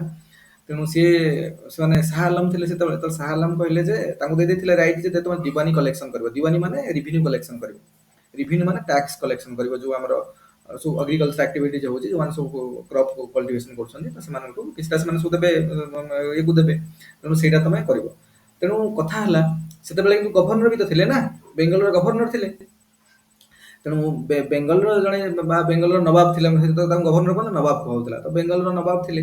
ତ ବେଙ୍ଗଲର ନବାବଙ୍କର କାମ ହେଲା ଯେ ଆଡମିନିଷ୍ଟ୍ରେସନ କରିବା, ଆଡମିନିଷ୍ଟ୍ରେସନ ଦେଖିବା। ବୁଝୁଛି, ବେଙ୍ଗଲର ଯେ ନବାବ ଥିଲେ ଏଇ ସମୟରେ, ତାଙ୍କ କାମ ହେଲା ଯେ ଆଡମିନିଷ୍ଟ୍ରେସନ ଦେଖିବା। କିନ୍ତୁ ରିଭିନ୍ୟୁ ମେନ୍ ହେଲା ପଇସା, ଫାଇନାନ୍ସଟା କାହାକୁ ଦିଆହେଇଛି ଦାୟିତ୍ୱ? ଶାହ ଆଲମ କାହାକୁ ଦେଇଛନ୍ତି? ଶାହ ଆଲମ ଥିଲେ ମୁଗଲ ଏମ୍ପରର। ମୁଗଲ ଏମ୍ପରର ଦେଇଛନ୍ତି ବ୍ରିଟିଶ ଲୋକଙ୍କୁ ବର୍ତ୍ତମାନ। ତେଣୁ ବର୍ତ୍ତମାନ ଜଣେ ଫାଇନାନ୍ସଟା ଦେଖୁଛି, ଫାଇନାନ୍ସ ଆକ୍ଟିଭିଟିଜ ଗୁଡ଼ା, କମର୍ସିଆଲ ଆକ୍ଟିଭିଟି ମାନେ ରିଭିନ୍ୟୁ କଲେକ୍ସନ ହବ, ଇଏ ହବ, ଜଣେ ଦେଖୁଛି, ଆଉ ଜଣେ ଆଡମିନିଷ୍ଟ୍ରେସନ କାମ ଦେଖୁଛି। କିନ୍ତୁ ମନେକର ମୁଁ ଆଡମିନିଷ୍ଟ୍ରେସନ କାମ କରିବି, ମୋତେ ତ ପଇସା ଦରକାର ନା ନାଇଁ ସବୁ ଜିନିଷ କରିବି। ମନେକର ଆମ ଭାରତ ସରକାର ଚାଲିଛି, ସବୁ କଣ କୋଉଠି ପ୍ରୋଜେକ୍ଟ ହବ, କୋଉଠି ଆମକୁ କୋଉଠି ବିଭିନ୍ନ ପ୍ରକାର ମାନେ କଣ ସ୍କିମ୍ ଚଲେଇବା, ସବୁଥିପାଇଁ ପଇସା ଦରକାର ନା। କୋଉଠି ବିଲ୍ଡିଂ ବନେଇବା, ହସ୍ପିଟାଲ ବନେଇବା, କଣ ବନେଇବା, ସ୍କୁଲ ଘର ବନେଇବା, ଯାହା ବି ବନେଇବା ପଇସା ଦରକାର ନା ନାଇଁ। ଆଉ ପଇସା ଦାୟିତ୍ୱଟା ଦିଆଯାଇଛି ବ୍ରିଟିଶ ମାନଙ୍କୁ, ଆଉ ଆଡମିନିଷ୍ଟ୍ରେସନ କାମ ଦିଆଯାଇଛି କାହାକୁ? କାହାକୁ ଦିଆଯାଇଛି? ନବାବଙ୍କୁ ଦିଆଯାଇଛି, ବେଙ୍ଗଲ ନବାବଙ୍କୁ। କେମିତି କଣ ହବ? ଏଇଟା କୁହାଯାଉଥିଲା ଡୁଆଲ ଗଭର୍ଣ୍ଣମେଣ୍ଟ। এই ପ୍ରକାର ଯୋଉ ସିଷ୍ଟମ ଥିଲା, ଏଇଟା କୁହାଯାଉଥିଲା ଡୁଆଲ। ଜଣକୁ ଦିଆଯାଇଛି ରିଭେନ୍ୟୁ କଲେକ୍ସନ ଦାୟିତ୍ୱ, ଆଉ ଜଣକୁ ଦିଆଯାଉଛି ଆଡମିନିଷ୍ଟ୍ରେସନ ଦାୟିତ୍ୱ। ଏମିତି କେମିତି ହବ? ତେଣୁ ଏଥିପାଇଁ ବି ଆଉ ବହୁତ ପ୍ରୋବ୍ଲେମସ ହଉଥିଲା। ତେଣୁ ଏଇ ସବୁ ଜିନିଷକୁ ଲକ୍ଷ୍ୟ ରଖିକି କଣ ହବ, ପ୍ରଥମେ ତ ଆସିଥିଲେ 1773 ଆକ୍ଟ ସେମାନେ ବନେଇଲେ। ସେ କହିଲେ ପ୍ରଥମେ ଏଇଟାକୁ ବନ୍ଦ କର, ଡୁଆଲ ଗଭର୍ଣ୍ଣମେଣ୍ଟ କିଛି ନାହିଁ।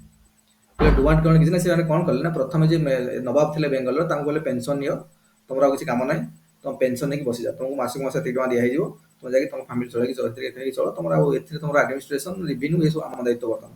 ତ ବ୍ରିଟିଶ ପ୍ରଥମେ ତାକୁ ହଟେଇଲେ ଆଗ, କହିଲେ ତମେ ପେନସନ ନେଇକି ରୁହ। କାହାକୁ? ନବାବଙ୍କୁ ହଟେଇଲେ, କହିଲେ ଡୁଆଲ ଗଭର୍ଣ୍ଣମେଣ୍ଟ ଚାଲିବନି, ସବୁ ଆମେ ଦେଖିବୁ, ଆମେ ଆଡମିନିଷ୍ଟ୍ରେସନ ବି ଦେଖିବୁ, ଆମେ ରିଭିନ୍ୟୁ ଦେଖିବୁ, ସବୁ ଦେଖିବୁ, ତମେ ଯାଅ ପେନସନ ନେଇକି ବସ, ତମର କିଛି ଆଡମିନିଷ୍ଟ୍ରେସନ ଦେଖିବା ଦରକାର ନାହିଁ। ହେଲା, ପ୍ରଥମ କାମ ସେଇଟା ସେ କଲେ। ତେଣୁ ଆଉ ତାପରେ ଯୋଉ ଡ୍ରାଫ୍ଟିଂ ହେଲା, ଏଇସବୁ ଆମେ ଯେତେ ବି ଲ ପଢିବା, ଦେଖ 1773 ମସିହା ପଢିବା, 1782 ମସିହାର ସେଟଲମେଣ୍ଟ, 1781 ନା 82 ବୋଧେ ସେଟଲମେଣ୍ଟ ଆକ୍ଟ ପଢିବା, ତାପରେ 1784 ମସିହାରେ ପିଟ୍ସ ଇଣ୍ଡିଆ ଆକ୍ଟ ପଢିବା, 1813, ତାପରେ ଚାର୍ଟର ଆକ୍ଟ 1833, 1853, ଏମିତି ସବୁ ଗ୍ରାଜୁଆଲି ସବୁ ବହୁତ ଜିନିଷ ବହୁତ ଆକ୍ଟ ଗୁଡା ପଢିବା। ତେଣୁ ଯେତେ ସବୁ ଆମେ ଆକ୍ଟ ପଢିବା, ତାକୁ ଆମେ 6ଟା ସେକ୍ସନକୁ ଡିଭାଇଡ କରିଛେ। ଆମେ ସବୁ 6ଟା ସେକ୍ସନରେ ଡିଭାଇଡ କରିଛେ। ତମେ ଦେଖିବ ଯେ ସେଇ ସବୁ ଜିନିଷ ଗୁଡା କଣ କଣ, ସେଇ ସେକ୍ସନରେ କଣ କଣ ଚେଞ୍ଜେସ ହେଇଛି, ବା ସେଇ ପଏଣ୍ଟରେ କଣ କଣ ଚେଞ୍ଜେସ କରୁଛନ୍ତି ପ୍ରତି ଆକ୍ଟରେ। ଆମେ ଗୋଟେ ପରେ ଆକ୍ଟ ଦେଖି ଦେଖି ଚାଲିବା, ଦେଖିବା ଏଇ ପଏଣ୍ଟରେ କଣ ଚେଞ୍ଜେସ କରିଛନ୍ତି। ତେଣୁ 6ଟା ପଏଣ୍ଟ କଣ କଣ ମୁଁ କହୁଛି। ପ୍ରଥମ,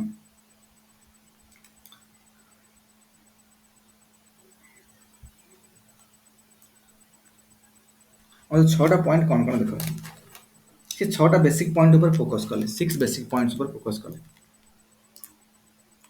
ତାର ବେସିକ ପଏଣ୍ଟ କଣ ରହିଲା ଫୋକସ କରିବାର?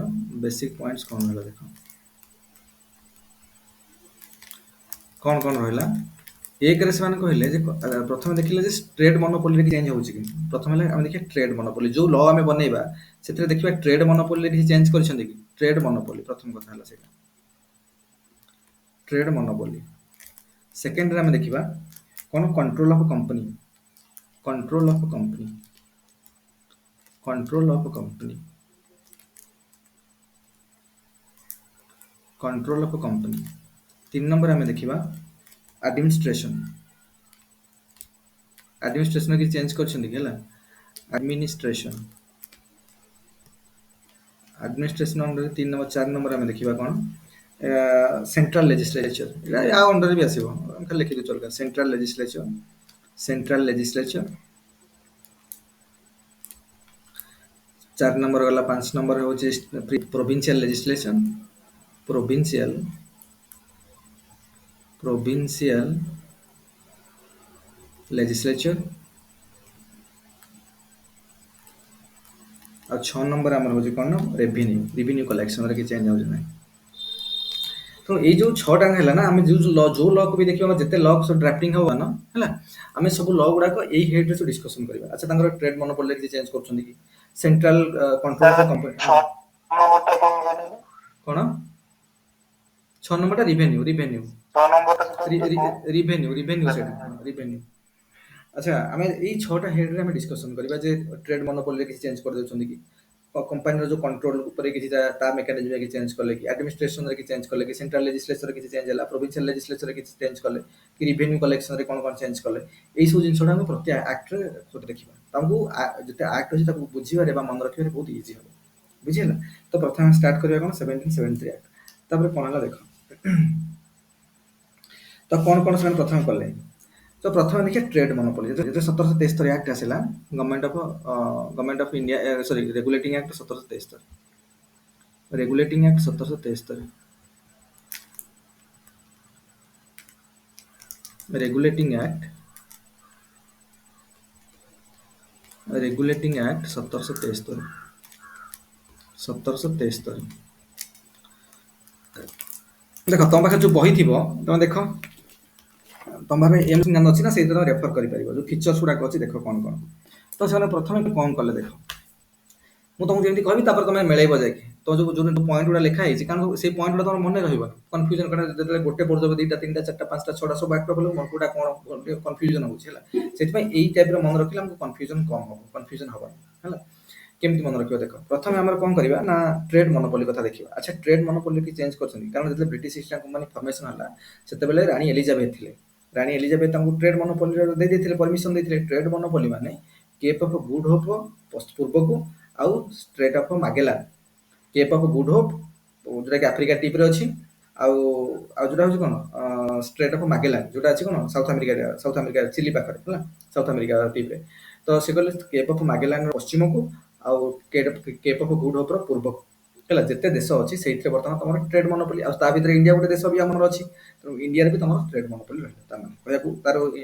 तार इनफरेन्स इंडिया भी ट्रेड मोनोपोली रहा तेणु ये रेगुलेटिंग एक्ट 1773 बना है ए ट्रेड मोनोपोली की चेंज कराला कि ट्रेड मोनोपोली की चेंज करानी माने कहबार उद्देश्य है जे ब्रिटेन आउ कौन कंपनी आसपार केवल ईस्ट इंडिया कंपनी ब्रिटेन जहाँ कर इंडियन मार्केट सब देश एरिया भितर जिते देश अच्छे सब से करें आम जेहतु आम देश कथा पढ़ुं आम कौन इंडिया पर फोकस रखा कौन कहूँ बुझीपार ना आम तो इंडिया पॉलिटी पढ़ुँ आमको थोड़ी दरकार साउथ अफ्रिका कौन है सॉरी साउदी अरेबिया कौन है कि चाइना कौन है इंडोनेशिया कौन है कि जापान कौन है आमको थोड़े जानवर अच्छे आमको जानवर अच्छे आम देश कौन है बुझे ना तेणु इंडिया ट्रेड मोनोपोली सबुतिक एरिया रहा मैंने इंडिया भी ट्रेड मोनोपोली रहा तेणु रेगुलेटिंग एक्ट 1773 मसीह किसी चेंज करानी ट्रेड मोनोपोली गवर्नमेंट किसी चेंज करानी जो एक्टा किए ड्राफ्ट कला ब्रिटिश गवर्नमेंट ड्राफ्ट कला ब्रिटिश गवर्नमेंट कहला बर्तमान आमको किसी नियम कानून प्रणयन करा पड़ो ना हेनी तेणु से नियम 1773 मसीह एक्ट बनवाक ट्राई कले तो 1700 जो बनला प्रथम आम देखिले ट्रेड मोनोपोली किसी कंपानी जो ट्रेड मोनोपोली अच्छी इंडिया रे किसी चेंज कले कि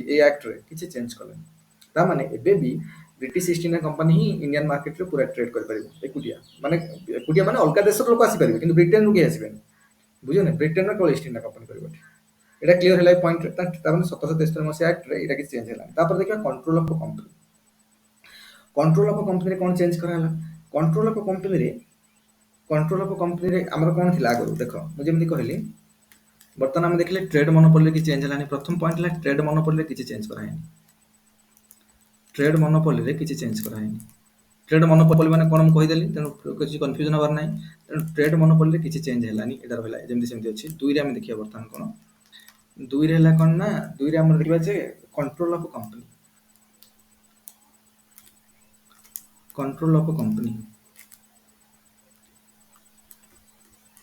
अच्छा कंपनी माने east India company British East India company east India company ता माने ब्रिटिश ईस्ट इंडिया कंपनी तो ईस्ट इंडिया कंपनी रे किछि चेंज हैला कि कंट्रोल करिवारे आगु केमि थिला आगु जेमति मु कहली जे कंपनी रे जो ऑफिसर्स अछंती माने क्लर्क हेले कि ऑफिसर्स हेले माने काहा को रिपोर्ट करिवे अरे माने काहा को रिपोर्ट करिवे माने काहा को रिपोर्ट करिवे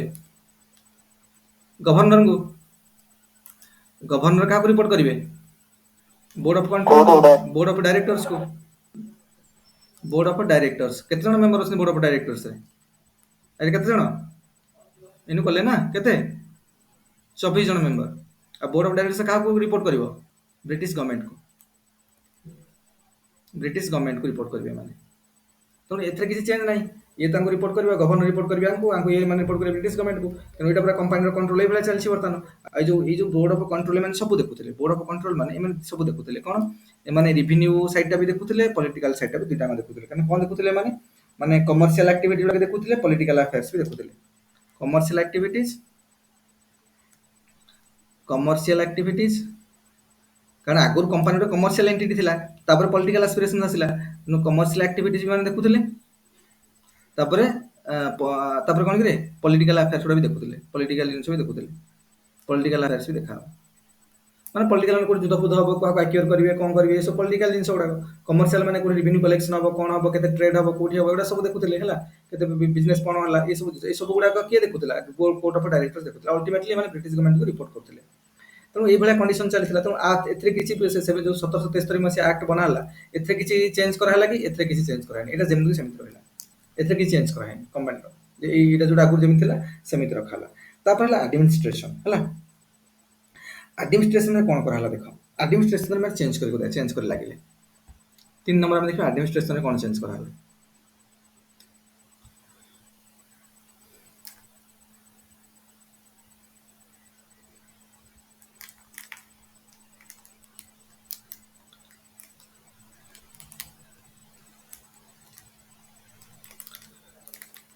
ଆଡମିନିଷ୍ଟ୍ରେସନରେ କଣ ହବ ଚେଞ୍ଜ ଦେଖ, ପ୍ରଥମରୁ କଣ ହଉଥିଲା ନା ଏମାନଙ୍କର ଯୋଉ ବ୍ରିଟିଶ ଇଣ୍ଡିଆ କମ୍ପାନୀର ସେଟଲମେଣ୍ଟ କୋଉ କୋଉ ଜାଗା ଥିଲା, ବେଙ୍ଗଲରେ ଥିଲା, ଆଉ ମାଡ୍ରାସରେ ଥିଲା, ଆଉ ବମ୍ବେରେ ଥିଲା। ତେଣୁ ଏମାନଙ୍କ ଭିତରେ କିଛି କୋଅର୍ଡିନେସନ ହଉନଥିଲା।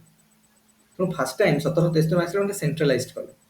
ଏମାନେ କହିଲେ ଯେ ବର୍ତ୍ତମାନ ତାଙ୍କର ମେନ୍ ବେଙ୍ଗଲ ଥିଲା, ସେମାନେ କହିଲେ ବର୍ତ୍ତମାନ ବେଙ୍ଗଲ ଯୋଉ ଆମର ପ୍ରୋଭିନ୍ସ ଅଛି ଏଇଟା ଆମ ମେନ୍ ପ୍ରୋଭିନ୍ସ, ଆଉ ଆମର ଯୋଉ ବମ୍ବେରେ ଯୋଉ ଇଷ୍ଟ ଇଣ୍ଡିଆ କମ୍ପାନୀର ବମ୍ବେରେ ଯୋଉ ପ୍ରୋଭିନ୍ସ ଅଛି, ଆଉ ଇଷ୍ଟ ଇଣ୍ଡିଆ କମ୍ପାନୀର ଯୋଉ ଆମର ମାଡ୍ରାସରେ ଯୋଉ ପ୍ରୋଭିନ୍ସ ଅଛି, ସେମାନଙ୍କର ଯୋଉ ଗଭର୍ଣ୍ଣର ମାନେ ସେମାନେ କାହାକୁ କରିବେ, ବେଙ୍ଗଲ ଗଭର୍ଣ୍ଣରଙ୍କୁ କଣ କରିବେ, ରିପୋର୍ଟ କରିବେ। ତାମାନେ ବେଙ୍ଗଲ ଗଭର୍ଣ୍ଣର ବର୍ତ୍ତମାନ ଟିକେ ଉପରେ ଉଚ୍ଚାରେ ରହିଲେ, ତାଙ୍କର ପାୱାରକୁ ଟିକେ ବଢେଇ ଦିଆଗଲା। ତେଣୁ ସିଏ ହେଲେ ବେଙ୍ଗଲ ଯୋଉ ବେଙ୍ଗଲର ଯିଏ ଗଭର୍ଣ୍ଣର ଥିଲେ, ତାଙ୍କ ଗଭର୍ଣ୍ଣରକୁ ତା ନାଁ ଚେଞ୍ଜ କରିଦେଲା ଗଭର୍ଣ୍ଣର ଜେନେରାଲ ଅଫ ବେଙ୍ଗଲ ବା ପୋର୍ଟ ୱିଲିୟମ। ସେ ତାଙ୍କର କାରଣ ହେଇଛି ତାଙ୍କୁ ବେଙ୍ଗଲରେ କୁହାଯାଉନଥିଲା, ପୋର୍ଟ ୱିଲିୟମ ଥିଲା ତାଙ୍କର ମେନ୍ ଯୋଉ ସେଟଲମେଣ୍ଟ ସେଠି, ତା ନାଁ ଅନୁସାରେ କହୁଥିଲେ ଗଭର୍ଣ୍ଣର ଜେନେରାଲ ପୋର୍ଟ ୱିଲିୟମ, ବା ଆମେ ବେଙ୍ଗଲ ବୁଝିବା। ତ ଗଭର୍ଣ୍ଣର ଜେନେରାଲ ଅଫ ବେଙ୍ଗଲ ତାଙ୍କ ଗଭର୍ଣ୍ଣର ନାଁରେ ଚେଞ୍ଜ କରିକି କଣ କଲେ, ଗଭର୍ଣ୍ଣର ଜେନେରାଲ କରିଦେଲେ ବେଙ୍ଗଲ। ଆଉ ଗଭର୍ଣ୍ଣର ଜେନେରାଲ କଲେ ସିଏ ହେଲା ମେନ୍, ଆଉ ଏଇ ଯୋଉ ପ୍ରୋଭିନ୍ସ ରହିଲେ ଏ ତାଙ୍କର ସବଅର୍ଡିନେଟ କରିକି ରଖିଲେ ମାନେ, ଯେ ତମେ କଣ କରିବ ନା ଗଭର୍ଣ୍ଣର ଜେନେରାଲ ଅଫ ବେଙ୍ଗଲକୁ, କାରଣ ବେଙ୍ଗଲରେ ସେ ଆଗରୁ ଗଭର୍ଣ୍ଣର କୁହାଯାଉଥିଲା, କିନ୍ତୁ ଗଭର୍ଣ୍ଣର ନାଁ ଚେଞ୍ଜ କରିଦେଲେ ଗଭର୍ଣ୍ଣର ଜେନେରାଲ, କାରଣ ଆଡମିନିଷ୍ଟ୍ରେଟର ସେଣ୍ଟ୍ରାଲାଇଜ କଲେ ବର୍ତ୍ତମାନ କୋର୍ଡିନେସନ କରିବା ପାଇଁ, ସବୁ କୋର୍ଡିନେଟେଡ ରଖିବା ପାଇଁ ପୁରା ଇଣ୍ଡିଆରେ। ତେଣୁ ଯିଏ ଥିଲେ ଗଭର୍ଣ୍ଣର ଅଫ ମାଡ୍ରାସ ଯିଏ ଥିଲେ, ସେ ରିପୋର୍ଟ କରିବେ କାହାକୁ ବର୍ତ୍ତମାନ, କିଏ କାହାକୁ ରିପୋର୍ଟ କରିବେ କି ନାହିଁ, ବର୍ତ୍ତମାନ ରିପୋର୍ଟ କରିବେ ଗଭର୍ଣ୍ଣର ଜେନେରାଲ ଅଫ ବେଙ୍ଗଲ। ଯିଏ ଗଭର୍ଣ୍ଣର ଅଫ ବମ୍ବେ ଯିଏ, ସେ ବର୍ତ୍ତମାନ ରିପୋର୍ଟ କରିବେ ଗଭର୍ଣ୍ଣର ଜେନେରାଲ ଅଫ ବେଙ୍ଗଲ। ତା ମାନେ କଣ କରାହେଲା ନା ଗଭର୍ଣ୍ଣର ଜେନେରାଲ ହେଇଗଲେ ବର୍ତ୍ତମାନ କିଏ, ସେ ବେଙ୍ଗଲ ହେଇଗଲେ। ବେଙ୍ଗଲର ଯିଏ ଗଭର୍ଣ୍ଣର ଥିଲେ, ବେଙ୍ଗଲ ପ୍ରୋଭିନ୍ସର କଣ ହେଲା, ବର୍ତ୍ତମାନ ମେନ୍ ପ୍ରୋଭିନ୍ସ ହେଲା ବେଙ୍ଗଲ, ବେଙ୍ଗଲ ପ୍ରୋଭିନ୍ସ। ଏଟାକୁ ଫୋର୍ଟ ୱିଲିୟମ୍ସ ବି କୁହାଯାଉଥିଲା। ତେଣୁ ଏଇ ଯୋଉ ମେନ୍ ପ୍ରୋଭିନ୍ସ ରହିଲା, ଆଙ୍କର ଯିଏ ଗଭର୍ଣ୍ଣର ଥିଲେ ତାଙ୍କୁ କହିଲା ଗଭର୍ଣ୍ଣର ଜେନେରାଲ। ଆଙ୍କ ଗଭର୍ଣ୍ଣରଙ୍କୁ କଣ କହିଲା, ଗଭର୍ଣ୍ଣର ଆଙ୍କୁ ଥିଲେ, ତାଙ୍କ ନାଁ ଚେଞ୍ଜ କରିଦେଲେ governor general of Bengal province, governor general of governor general କରିଦିଆଗଲା। ଏଇ ସମୟରେ କିଏ ଥିଲେ କିରେ, ଏ ଗଭର୍ଣ୍ଣର ଜେନେରାଲ କିଏ ଥିଲେ, ୱାରେନ ହେଷ୍ଟିଙ୍ଗସ ଥିଲେ ହେଲା। ଏଇ ସମୟରେ ୱାରେନ ହେଷ୍ଟିଙ୍ଗସ ଥିଲେ, ୱାରେନ ହେଷ୍ଟିଙ୍ଗସ, WARREN, ୱାରେନ ହେଷ୍ଟିଙ୍ଗସ। ଏଗୁଡ଼ା ସବୁ ଆମେ ମଡର୍ନ ଇଣ୍ଡିଆ ପଢିବା, ତମକୁ ଏଗୁଡ଼ା ଭଲସେ ବୁଝା ପଡିବ, କିନ୍ତୁ ବର୍ତ୍ତମାନ ଆମକୁ ଯେତେବେଳେ ଟିକେ ଦରକାର ଆମେ ଖାଲି ରେଫରେନ୍ସ ଦେଇ ଦଉଛନ୍ତି, ୱାରେନ ହେଷ୍ଟିଙ୍ଗସ ହେଲା। ତ କଣ ହେଲା ଦେଖ, ଏଇ ଯୋଉ ଗଭର୍ଣ୍ଣର ଜେନେରାଲ ଥିଲେ, ତ ଆଙ୍କ ଏଇ ଯୋଉ ଗଭର୍ଣ୍ଣର ଜେନେରାଲ ଅଫ କିଏ, ଗଭର୍ଣ୍ଣର ଜେନେରାଲ ଅଫ ବେଙ୍ଗଲ, ଇଏ ହେଲା ମେନ୍ ପ୍ରୋଭିନ୍ସ। ଆଙ୍କର ସବଅର୍ଡିନେଟରେ କିଏ ରହିଲା ନା, ଏଠି ରହିଲା Madras province, Madras province, Madras province. ଆଙ୍କର ଯେମିତି ଗଭର୍ଣ୍ଣର ଥିଲେ ସେମିତି ଗଭର୍ଣ୍ଣର ହେଇକି ରହିଲେ। ଆଙ୍କର ମେନ୍ ଥିଲା ଗଭର୍ଣ୍ଣର। ମୁଁ ତ କହିଲି ଆଗରୁ ତମକୁ କେମିତି ଗଭର୍ଣ୍ଣର ରିପୋର୍ଟ କରୁଥିଲେ କାହାକୁ, court of directors, court of director report করে ବ୍ରିଟିଶ ଗଭର୍ଣ୍ଣମେଣ୍ଟକୁ, ଆଗରୁ ସେଇଭଳିଆ ଥିଲା। କିନ୍ତୁ ଏମାନେ ବର୍ତ୍ତମାନ କଣ ଚେଞ୍ଜ କରିଦେଇ କଣ କଲେ, ଯେ ଇଏ ହେଇଗଲା ବର୍ତ୍ତମାନ କଣ ନା ଗଭର୍ଣ୍ଣର ଜେନେରାଲ, ଇଏ ହେଇଗଲା, ୟାକୁ ରିପୋର୍ଟ କରିବେ କାହାକୁ, ବର୍ତ୍ତମାନ ଇଏ ରିପୋର୍ଟ କରିବେ ଆଙ୍କୁ ବେଙ୍ଗଲ ପ୍ରୋଭିନ୍ସ ହେଲା, ଇଏ ଏଠି ଗଭର୍ଣ୍ଣର ରିପୋର୍ଟ କରିବେ, ସେଇଭଳିଆ ଇଏ ଆଙ୍କୁ ରିପୋର୍ଟ କରିବେ। ତାପରେ ହେଲା ଆମର ଏଠି କଣ Bombay province, Bombay province, Bombay province, ଏଠି ବି ଗଭର୍ଣ୍ଣର ଆଙ୍କର ରହିଥିଲେ ଗଭର୍ଣ୍ଣର। ଇଏ କାହାକୁ ରିପୋର୍ଟ କରିବେ, ଇଏ ବି ଗଭର୍ଣ୍ଣର ଜେନେରାଲ ଅଫ ବେଙ୍ଗଲକୁ ରିପୋର୍ଟ କରିବେ ହେଲା। ଇଏ ରିପୋର୍ଟ କରିବେ, ତାପରେ ଗଭର୍ଣ୍ଣର ଜେନେରାଲ ଅଫ ଯେ ବେଙ୍ଗଲ ଯିଏ, ଇଏ ମନେକର ଇଏ କାହାକୁ ରିପୋର୍ଟ କରିବେ, ଇଏ କାହାକୁ ରିପୋର୍ଟ କରିବେ କିରେ, ଇଏ ରିପୋର୍ଟ କରିବେ କୋର୍ଟ ଅଫ ଡାଇରେକ୍ଟର୍ସ ହେଲା, କୋର୍ଟ ଅଫ ଡାଇରେକ୍ଟର୍ସକୁ। ଯୋଉମାନେ 24 ଜଣ ମେମ୍ବର ଥିଲେ କୋର୍ଟ ଅଫ ଡାଇରେକ୍ଟର୍ସରେ, 24 ଜଣ, ଏଇଟା ଚେଞ୍ଜ କରାହେଇନି, 24 କୁ 24 ରହିଲା। ଆଉ ଏମାନେ ଡାଇରେକ୍ଟ ରିପୋର୍ଟ କରିବେ କାହାକୁ, British government, British parliament, British government, GOVT। ଏଇଭଳିଆ ସିଷ୍ଟମ କରାହେଲା। ତା ମାନେ ବର୍ତ୍ତମାନ କଣ କରା ଯେ ଯେ ମାଡ୍ରାସ ଆଗରୁ ଯେମିତି ଅଲଗା ଅଲଗା ରହୁଥିଲେ ସେମିତି ବର୍ତ୍ତମାନ ଅଲଗା ଅଲଗା ହବନି। ବର୍ତ୍ତମାନ ଆମ ଭିତରେ କୋର୍ଡିନେଟେଡ୍ କରିଦିଆଗଲା ଯେ ମାଡ୍ରାସ ପ୍ରୋଭିନ୍ସର ଯେ ଗଭର୍ଣ୍ଣର ସେ ବର୍ତ୍ତମାନ କଣ କରିବେ ବେଙ୍ଗଲ ପ୍ରୋଭିନ୍ସକୁ ରିପୋର୍ଟ କରିବ। ବମ୍ବେର ପ୍ରୋଭିନ୍ସର ଯେ ଗଭର୍ଣ୍ଣର ସେ ବି ବେଙ୍ଗଲ ପ୍ରୋଭିନ୍ସକୁ ରିପୋର୍ଟ କରିବ। ଆଉ ବେଙ୍ଗଲ ଯେ ତାଙ୍କ ନାଁ ଗଭର୍ଣ୍ଣରକୁ ଚେଞ୍ଜ କରିକି ତାଙ୍କ ନାଁ କରିଦେଲା ଗଭର୍ଣ୍ଣର ଜେନେରାଲ ଅଫ ବେଙ୍ଗଲ। ସେଇଭଳିଆ ସେ first governor general of Bengal କିଏ ୱାରେନ ହେଷ୍ଟିଙ୍ଗସ। ଇଏ ବର୍ତ୍ତମାନ କଣ କରିବେ କୋର୍ଟ ଅଫ ଡାଇରେକ୍ଟର୍ସ ରିପୋର୍ଟ କରିବେ। କୋର୍ଟ ଅଫ ଡାଇରେକ୍ଟର୍ସ ରିପୋର୍ଟ କରିବ ବ୍ରିଟିଶ ଗଭର୍ଣ୍ଣମେଣ୍ଟ। ବୁଝିପାରିଲ? ଆରେ ବୁଝା ପଡିଲା କି? ଆଜ୍ଞା। ହଁ ଏଇଟା ବୁଝା ପଡିଲା ତ ଏଇ ସିଷ୍ଟମ ବନେଇଲେ। ଆଚ୍ଛା ଖାଲି ତ ଗଭର୍ଣ୍ଣର ଜେନେରାଲ ରହିଲେ ହବନି ତାଙ୍କୁ ଗୋଟେ ଏକ୍ଜିକ୍ୟୁଟିଭ କାଉନସିଲ ଦରକାର। ଆଉ ଜଣେ ରାଜା ହେଲା ମାନେ ତାଙ୍କର ମନ୍ତ୍ରୀ ପରିଷଦ ଦରକାର ନା ନାଇଁ ମନ୍ତ୍ରୀ ପରିଷଦ ନହେଲେ କେମିତି ହବ? ବର୍ତ୍ତମାନ ଦେଖିବ ସମସ୍ତଙ୍କର ମନ୍ତ୍ରୀ ପ୍ରାଇମ ମିନିଷ୍ଟରଙ୍କର ମନ୍ତ୍ରୀ ପରିଷଦ ଅଛି। ଗଭର୍ଣ୍ଣରଙ୍କର ବି ମନ୍ତ୍ରୀ ପରିଷଦ ତାଙ୍କର ଗୋଟେ କାଉନସିଲ ଅଛି। ସେଭଳିଆ ପ୍ରେସିଡେଣ୍ଟଙ୍କର ବି ଗୋଟେ କାଉନସିଲ ଅଛି। ପ୍ରେସିଡେଣ୍ଟ ଅଫିସରେ ତ ସମସ୍ତଙ୍କର ଆଙ୍କୁ ବି ଗୋଟେ ମନ୍ତ୍ରୀ ପରିଷଦ ଦରକାର। ତେଣୁ କଣ କରାହେଲା ଆଙ୍କର ଗୋଟେ ଏକ୍ଜିକ୍ୟୁଟିଭ କାଉନସିଲ ବନାହେଲା ଯୋଉଥିରେ 4 ଜଣ ମେମ୍ବର ରହିଲେ ଗଭର୍ଣ୍ଣର ଜେନେରାଲଙ୍କର। ଦେଖ ଏଇଟା କଣ କରାହେଲା ଏଇ ଯୋଉ ଗଭର୍ଣ୍ଣର ଜେନେରାଲ ରହିଲେ ବେଙ୍ଗଲର ତାଙ୍କର କଣ ହେଲା ଗୋଟେ ଏକ୍ଜିକ୍ୟୁଟିଭ କାଉନସିଲ ବନାହେଲା ଆଙ୍କର। Governor general Bengal plus executive council ବନାହେଲା। ଏକ୍ଜିକ୍ୟୁଟିଭ କାଉନସିଲ ହେଲା ଏକ୍ଜିକ୍ୟୁଟିଭ EIV ଏଟା ଏକ୍ଜିକ୍ୟୁଟିଭ କାଉନସିଲ। ଏକ୍ଜିକ୍ୟୁଟିଭ କାଉନସିଲରେ କେତେ ଜଣ ମେମ୍ବର ରହିଲେ କି 4 ମେମ୍ବର୍ସ। 4 ମେମ୍ବର୍ସ। ଆଉ ଇଏ ହେଲା ଗଭର୍ଣ୍ଣର ଜେନେରାଲ ଗୋଟେ ଏକ୍ଜିକ୍ୟୁଟିଭ କାଉନସିଲ ଏମିତି ଗଭର୍ଣ୍ଣର ମାନଙ୍କର ବି କାଉନସିଲ ରହିବ। ତେଣୁ ଗଭର୍ଣ୍ଣରଙ୍କର କଣ ରହିଲା କଣ ଗୋଟେ ଏକ୍ଜିକ୍ୟୁଟିଭ କାଉନସିଲ ରହିଲା। ଆଙ୍କର ବି ଗୋଟେ ଆଙ୍କ ଅଣ୍ଡର ବି ପ୍ରୋଭିନ୍ସ ଲେଭେଲରେ ଆଙ୍କର ବି ଏକ୍ଜିକ୍ୟୁଟିଭ କାଉନସିଲ ରହିଲା। ଏକ୍ଜିକ୍ୟୁଟିଭ କାଉନସିଲ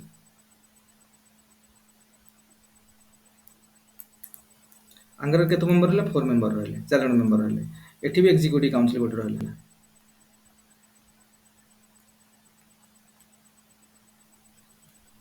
ଏଠି କେତେ ରହିଲେ 4 ମେମ୍ବର ରହିଲେ ହେଲା। ତେଣୁ 4 ମେମ୍ବର ରହିଲେ ତ ଏଇଭଳିଆ ଚେଞ୍ଜ କରିଦିଆଗଲା ଯେ ବର୍ତ୍ତମାନ କଣ ହେଲା ନା ବର୍ତ୍ତମାନ ସିଷ୍ଟମ ହେଲା ଯେ କଣ ନା ଗଭର୍ଣ୍ଣର ଜେନେରାଲ ବେଙ୍ଗଲ ହେଲେ ମେନ୍ ବର୍ତ୍ତମାନ ପୁରା ଯେତେ ବ୍ରିଟିଶର ପଜେସନ ଅଛି ଇଣ୍ଡିଆରେ ବର୍ତ୍ତମାନ ବ୍ରିଟିଶ ଇଣ୍ଡିଆର ମେନ୍ ଯୋଉ ଜାଗା ରହିଲା ବେଙ୍ଗଲ ରହିଲା। ଆଉ ବେଙ୍ଗଲ ପ୍ରୋଭିନ୍ସର ଯେ ଗଭର୍ଣ୍ଣର ଥିଲେ ତାଙ୍କୁ ଗଭର୍ଣ୍ଣର ଜେନେରାଲ କୁହାହେଲା ଅଫ ବେଙ୍ଗଲ। ଗଭର୍ଣ୍ଣର ଜେନେରାଲଙ୍କ ଅଣ୍ଡରରେ 4 ଜଣିଆ ମେମ୍ବର ଗୋଟେ ଏକ୍ଜିକ୍ୟୁଟିଭ କାଉନସିଲ ରହିଲା। ସେଇଭଳିଆ ମାଡ୍ରାସ ପ୍ରୋଭିନ୍ସର ଗଭର୍ଣ୍ଣରଙ୍କ ଅଣ୍ଡରରେ ବି 4 ଜଣିଆ ଏକ୍ଜିକ୍ୟୁଟିଭ କାଉନସିଲ ଗୋଟେ ରହିଲା। ବମ୍ବେ ପ୍ରୋଭିନ୍ସର ଯେ ଗଭର୍ଣ୍ଣର ରହିଲେ ତାଙ୍କ ଅଣ୍ଡରରେ ବି 4 ଜଣିଆ ଏକ୍ଜିକ୍ୟୁଟିଭ କାଉନସିଲ ଗୋଟେ ରହିଲା। ତେଣୁ ଏମାନେ ସବୁ ବମ୍ବେ ପ୍ରୋଭିନ୍ସ ହଉ ବା ମାଡ୍ରାସ ପ୍ରୋଭିନ୍ସ ହଉ they will report to whom they will report to governor general of Bengal.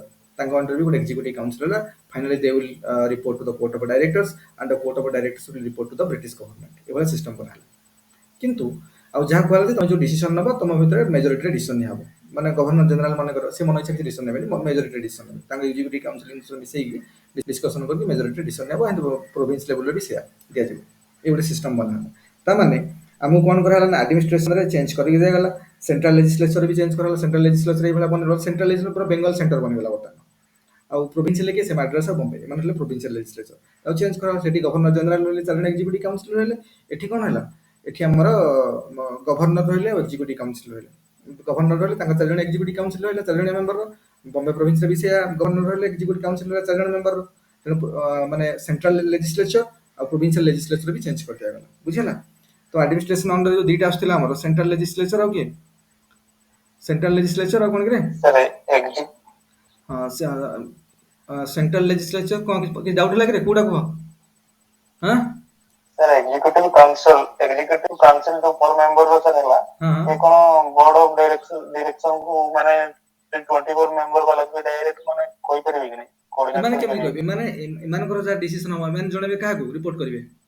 अरे एमानकर मानकर माड्रास प्रोविंस रे एमानकर जा डिसिजन हवा ये जणेले काहाकू रिपोर्ट कले बेंगल गवर्नर जनरल को ना सर ना एमानकर किछ नाही ये आ किछ रखाला एमानकर डायरेक्ट लिंक किछ रहलानी ये बांको सबऑर्डिनेट हेगले बर्तन ये आंको सबऑर्डिनेट रिपोर्ट करिवे सी ये आंको सबऑर्डिनेट करी ये फाइनल रिपोर्ट करिवे court of director final report करिवे ब्रिटिश गवर्नमेंट को बुझिला एमाने आगुर जेमि ये करूथला इंडिविजुअल समस्त करूथले सेमिति आ नाही एटा सेंट्रलाइज कर देले माने 1773 मसिया एक्ट सर एग्जीक्यूटिव काउंसिल रो जो 4 मेंबर रहले से माने डायरेक्ट को माने करिवे ସେମାନେ କାହିଁ କରିବେ ତାଙ୍କ ତ ଇଏ ଗଭର୍ଣ୍ଣର ଆଙ୍କର ହେଡ୍ ରହିଲେ ଗଭର୍ଣ୍ଣର ଗଭର୍ଣ୍ଣରଙ୍କର डिस्कशन ହବ ଆଙ୍କ ଭିତରେ ମେଜରିଟି ପାସ୍ ହବ ଯାହା ବି डिस्कशन ହବ ମେଜରିଟି ମେମ୍ବର ଗୁଡା ଚାହିଁଟା ପାସ୍ ହବ ପାସ୍ ହେଲା ପରେ ଏଠିକି ଯିବ କାହିଁକି ଆଙ୍କର ଯୋଉଟା ପାସ୍ ହବ ଏଇଟା ଏଠିକି ଯିବ ପୁଣି ଏଠି डिस्कशन ହେଲେ ପାସ୍ ହେଲା ପରେ ଏଠିକି ଯିବ ବୁଝିହଉଛି ନା ନାଇଁ ତ ଇଏ ସବୁ ଏଇଭଳିଆ ରହିଲା କଣ୍ଡିସନ୍ସ ରହିଲା ଆଉ ମେମ୍ବର କାହିଁକି କାହାକୁ କଣ କରିବ ମୁଁ ବୁଝିପାରୁନି ଆରେ ମେମ୍ବର କାହାକୁ ରିପୋର୍ଟ କରିବ ପୁଣି ମାନେ जो काउंसिल मान गोटे सभाटा सभा डिस्कसन हम ना भर ये 4 सी 5 जन मेंबर हेले तो 5 जन भर जे मेजोरिटी जोटा को सपोर्ट कले सेटा आगु जीवो आ का रिपोर्ट करबो कि भर कहीं कन्फ्यूजन भर किसी कन्फ्यूजन नहीं है तो ये भाया कंडीशन है एटा देखिले बर्तमान आमर कौन देखिले एडमिनिस्ट्रेशन रे सेंट्रल लेजिस्लेचर आउ प्रोविंशियल लेजिस्लेचर किछटा किछि चेंज करा हला सेंट्रल लेजिस्लेचर और प्रोविंशियल लेजिस्लेचर बर्तमान चेंज करा हला बर्तमान सेंट्रल लेजिस्लेचर गला प्रोविंशियल लेजिस्लेचर सरला एडमिनिस्ट्रेशन अंडर दीटा रहउछि गोटला सेंट्रल लेजिस्लेचर और प्रोविंशियल लेजिस्लेचर सेंट्रल लेजिस्लेचर हला लेजिस्लेचर एंड प्रोविंशियल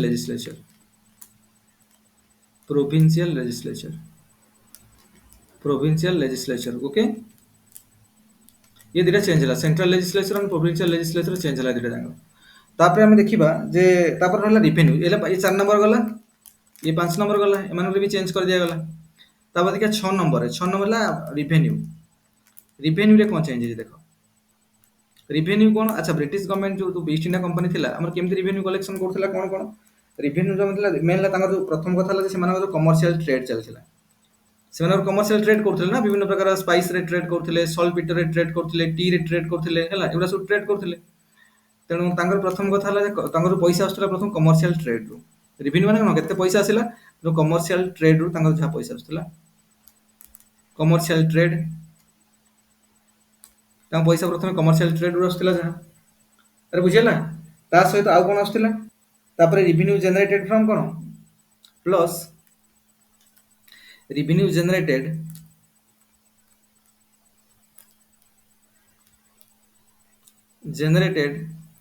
फ्रॉम कोड रे फ्रॉम कोन from East India Company territorial possessions from East India Company territorial possessions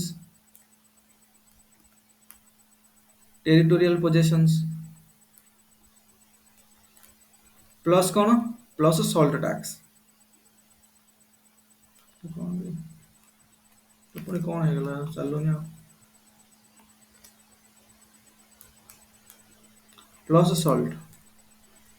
salt tax है तो देख प्रथम है कमर्शियल ट्रेड कौन जो बिजनेस मान करुला इंडिया रही है इंडिया रही जो बिजनेस करुले तो से जहाँ पैसा सब से तो रेवेन्यू जनरेट होता है टी है स्पाइसेस है कि सल्टपीटर है जहाँ सब इंडियन मार्केट रू नहीं बिक्री करुले नहीं तो युवा तार पैसा आसला गोटे प्रकार रेवेन्यू जनरेट होता है तापर revenue generated from the East India Company territorial possessions तापर जेहेतु से विभिन्न प्रकार टेरिटोरी एक्वायर कले जेमति Bombay province area Bombay area Madras area Bengal area गुडा तांको अंडर को पळे आसला सेतु टैक्स कलेक्शन करथिले अरे सेतु भी दीवानी कलेक्शन होतला ना विभिन्न लोक टैक्स जो काम कारण एही समय मेन ला एग्रीकल्चर तो एग्रीकल्चर काफी टैक्स आसथिला तो सेटा आसला तापर सॉल्ट टैक्स तम भाबु को सॉल्ट टैक्स जो लवण सत्याग्रह होइतला महात्मा गांधी स्टार्ट करथिले सॉल्ट टैक्स पर एही आकु विरोध करथिले ना अरे आपको विरोध करते जे सॉल्ट ऊपर टैक्स लगेले सॉल्ट गोटे दैनंदिन जीवन गोटे कौन व्यवहृत गोटे पदार्थ गोटे सॉल्ट क्या दरकार नहीं समस्त दरकार से भी टैक्स लगे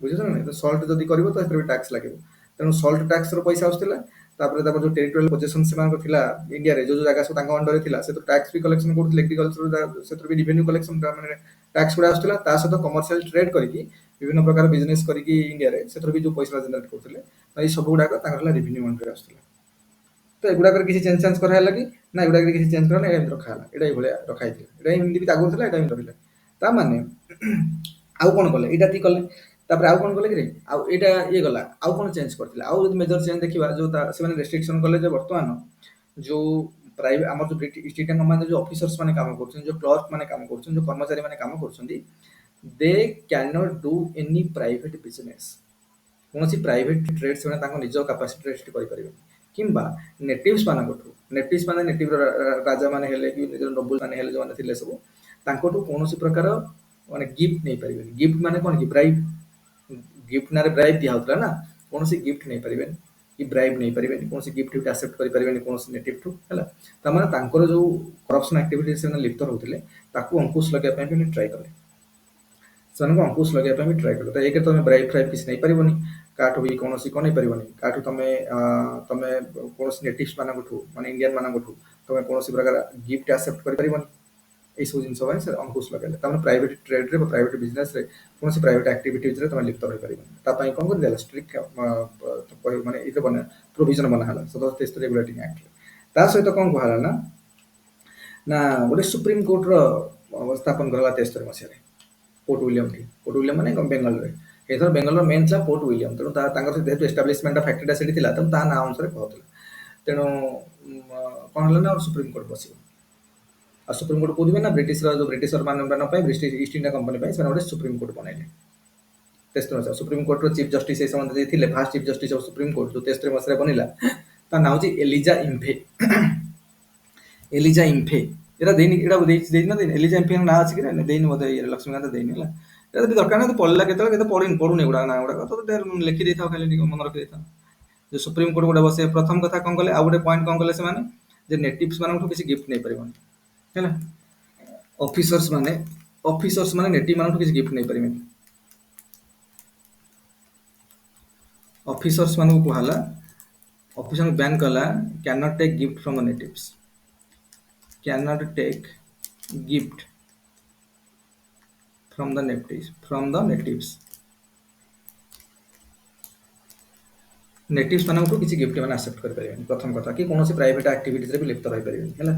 ତାପରେ କ'ଣ ହେଲା, ସୁପ୍ରିମକୋର୍ଟର ଏଷ୍ଟାବ୍ଲିଶମେଣ୍ଟ ହେଲା, establishment of supreme court in Bengal, Kolkata.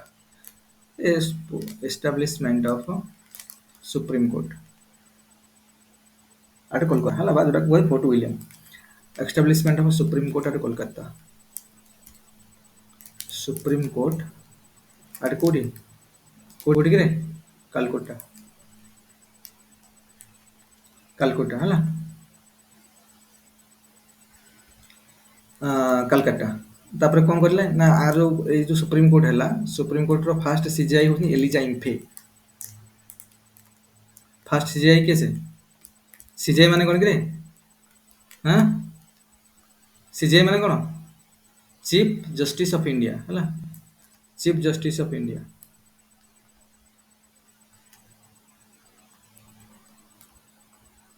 Chief justice of India, CJI ହେଲେ ଚିଫ୍ ଜଷ୍ଟିସ ଅଫ୍ ଇଣ୍ଡିଆ। ତ ଫାର୍ଷ୍ଟ ସିଜିଆଇଙ୍କ ନାଁ କିଏ? ତାଙ୍କ ନାଁ ହେଉଛି କ'ଣ? Elijah Impey. Elijah JAH, Elijah Impey. Impey କେମିତି ସ୍ପେଲିଂ ରେ? IM ବୋଧେ, IMPHEY, Elijah Impey. Elijah Impey ହେଉଛନ୍ତି ଫାର୍ଷ୍ଟ ସିଜିଆଇ ହେଲା। ବୁଝ ପଡ଼ିଲା ରେ? ଏତିକି ମେନ୍ ଜିନିଷ ହେଇଥିଲା। ତାପରେ ମାନେ କ'ଣ କଲେ, ଗ୍ରାଜୁଆଲି ଏଇଟା କରିକି କ'ଣ କଲା ନା, ବ୍ରିଟିଶ ଗଭର୍ଣ୍ଣମେଣ୍ଟ ଚାହିଁଲା ଯେ ଆମର ବର୍ତ୍ତମାନ କ'ଣ ନା, ଆମ ହୋଲ୍ଡଟାକୁ ଟିକେ ଷ୍ଟ୍ରଙ୍ଗ କରିବା। ଆଗରୁ ତାଙ୍କର ହୋଲ୍ଡ କିଛି ଷ୍ଟ୍ରଙ୍ଗ ନଥିଲା କମ୍ପାନୀ ଉପରେ, ଗୋଟେ ଡାଇରେକ୍ଟ ଛାଡ଼ି ଦେଇଥିଲେ, ସେମାନେ ଯାହା କଲେ ସେମାନେ ଖାଲି ପ୍ରଫିଟଟା ଦେଖୁଥିଲେ, ଆମ ପାଖକୁ କେତେ ପ୍ରଫିଟ ଆସୁଛି ସେଇଟା ବୋଲି ନଜର କରୁଥିଲେ। ବର୍ତ୍ତମାନ କ'ଣ କଲେ, ରେଗୁଲେସନ ବନେଇକି ତାଙ୍କ ହୋଲ୍ଡକୁ, ବା ବ୍ରିଟିଶ ଗଭର୍ଣ୍ଣମେଣ୍ଟ କ'ଣ କଲା, ତାର ହୋଲ୍ଡକୁ ବର୍ତ୍ତମାନ କମ୍ପାନୀ ଉପରେ, ଇଷ୍ଟ ଇଣ୍ଡିଆ କମ୍ପାନୀ ଉପରେ କ'ଣ କଲା, ଟିକେ ଷ୍ଟ୍ରେଙ୍ଗଥେନିଂ କରିବା ପାଇଁ ଲାଗିଲା। ତେଣୁ ଏଇ ସବୁ ଜିନିଷ ରେଗୁଲେଟିଂ ଆକ୍ଟର ମେନ୍ ପଏଣ୍ଟ ଏତିକି ବନା ହେଇଥିଲା 1773 ମସିହା ରେଗୁଲେଟିଂ ଆକ୍ଟ। କାହାକୁ ବୁଝିବାରେ ପ୍ରୋବ୍ଲେମ ହେଲା କି? ରେଗୁଲେଟିଂ ଆକ୍ଟ ବୁଝା ପଡ଼ିଲା କି କ'ଣ ହେଲା? ଆଉ ବର୍ତ୍ତମାନ ବହି ପଢ଼ିବ, ଯାଇକି ଯାହା ଲେଖା ହେଇଛି ନା, ଆରାମସେ ସବୁ ବୁଝା ପଡ଼ିଯିବ। ତ ବୁଝା ପଡ଼ିଲା ଏଇଟା? ତାପରେ ଆମେ ଦେଖିବା ଯେ ପ୍ରୋବ୍ଲେମ କ'ଣ ରହିଲା। 1773 ରେଗୁଲେଟିଂ ଆକ୍ଟ ବନିଥିଲା, ପୁଣି ତାପରେ ଆହୁରି କାହିଁକି ଆକ୍ଟ ବନିଲା, ତାପରେ ପୁଣି ସବୁ ସେଟଲମେଣ୍ଟ ଆକ୍ଟ ବନିଲା 82, 1782, 1784 ଇଷ୍ଟ ଇଣ୍ଡିଆ ଆକ୍ଟ ବନିଲା। ତ ପୁଣି କାରଣ କ'ଣ? ଆଉ ଯଦି ରେଗୁଲେଟିଂ ଆକ୍ଟ ବନିଗଲା, ଏଥିରେ କ'ଣ ପ୍ରୋବ୍ଲେମ ହେଲା? କିଛିଟା ପ୍ରୋବ୍ଲେମ ହେଲା ବୋଲି ତ ପୁଣି ଆଗକୁ ଆଉ ଗୋଟେ ଆକ୍ଟ ବନିଲା। ତ କ'ଣ ପ୍ରୋବ୍ଲେମ ହେଲା ସେଟା ଦେଖିବା। ଦେଖ, ପ୍ରଥମ ହେଲା ଏଇ ଆକ୍ଟ ଆମେ ଡ୍ରବ୍ୟାକ୍ସ ଦେଖିବା ହେଲା। ଡ୍ରବ୍ୟାକ୍ସ କ'ଣ? ଡ୍ରବ୍ୟାକ୍ସ ଗୋଟେ ହେଡିଂ ଦେଇଥାଉ, ଦେଖ ମୁଁ ଯାହା କହୁଛି ଟିକେ ଟିକେ ଖାତାରେ ଲେଖି ଦଉଥିବ, ନୋଟ୍ ଖାତା ଅଛି, ଟିକେ ଟିକେ ଲେଖିଥିବ ସେଇଥିରେ ସବୁ ହେଲା। ତାପରେ ତମେ ତ ପଢିବ, ଲକ୍ଷ୍ମୀକାନ୍ତ ମେନ୍ ବୁକ୍ ଆମର, କିନ୍ତୁ ଏଇଟା ବି ଯୋଉ ଡିସ୍କସନ ହଉଛି, କିଛି ଇମ୍ପୋର୍ଟାଣ୍ଟ ଡିସ୍କସନ ହଉଛି, ଏଗୁଡ଼ା ବି ଟିକେ ଗୋଟେ ଖାତାରେ ଟିକେ ଛୋଟ ଛୋଟ ଜିନିଷ ଲେଖି ଦଉଥିବ। ଆଚ୍ଛା, ଡ୍ରବ୍ୟାକ୍ସ କ'ଣ ହେଲା ଦେଖ। ପ୍ରଥମ ଡ୍ରବ୍ୟାକ୍ସ ହେଲା, ପ୍ରଥମ କଥା ହେଲା ଟ୍ରେଡ୍ ମୋନୋପୋଲିରେ କିଛି ଚେଞ୍ଜ ନାହିଁ, ତ ଏଥିରେ ଛାଡ଼, ଏଥିରେ କିଛି ପ୍ରୋବ୍ଲେମ ହେଇନି। ତାପରେ କ'ଣ ହେଲା ନା, ଯେତେବେଳେ ତାପରେ ଆମର ଯେମିତି ଆମର ତାପରେ ନେକ୍ସଟ ହେଲା control of the company. Control of କମ୍ପାନୀରେ ଯେମିତି କରିବା କଥା ତ କରାହେଲା, ଯେ ସବୁ ପ୍ରୋଭିନ୍ସ କରିଦିଆଗଲା ବମ୍ବେଲା ଆଉ ବେଙ୍ଗଲକୁ। ସେମାନେ କରିବେ ଯାଇକି କାହାକୁ, ସେମାନେ ରିପୋର୍ଟ କରିବେ ବେଙ୍ଗଲ ପ୍ରୋଭିନ୍ସକୁ। ବେଙ୍ଗଲ ପ୍ରୋଭିନ୍ସର ଯିଏ ଗଭର୍ଣ୍ଣର ଥିଲା, ଗଭର୍ଣ୍ଣର ଜେନେରାଲ ଅଫ ବେଙ୍ଗଲ କୁହାଗଲା। ଆଉ ସିଏ କରିବ court of directors, court of directors କରିବ କାହାକୁ, ବ୍ରିଟିଶ ଗଭର୍ଣ୍ଣମେଣ୍ଟ। ଏମିତି ସିଷ୍ଟମ ବନା ହେଇଥିଲା। ପ୍ରୋବ୍ଲେମ କ'ଣ ହେଲା ନା, ପ୍ରଥମ ହେଲା ଗଭର୍ଣ୍ଣର ଜେନେରାଲଙ୍କ ଅଣ୍ଡରରେ ଯୋଉ କାଉନସିଲ ରଖା ହେଇଥିଲା, ମାନେ ଯୋଉ ସଭା ସେମାନେ ବନେଇବେ, ସେ ସଭାରେ 4 ଜଣ ମେମ୍ବର ରହିବେ, ଗଭର୍ଣ୍ଣର ଜେନେରାଲ ଜଣେ ରହିବେ 5 ଜଣ। ସେଭଳିଆ ଯୋଉ 5 ଜଣ ରହିବେ, ଆଉ ଏଠି ଆମର ପ୍ରୋଭିନ୍ସ ଲେବୁଲରେ ବି ଜଣେ ଗଭର୍ଣ୍ଣର ରହିବେ, ତାଙ୍କ ଅଣ୍ଡରରେ 4 ଜଣ ମେମ୍ବର ରହିବେ ତାଙ୍କ ସଭାରେ। ତାଙ୍କ ସଭାରେ ବି 4 ଜଣ ମେମ୍ବର ରହିବେ।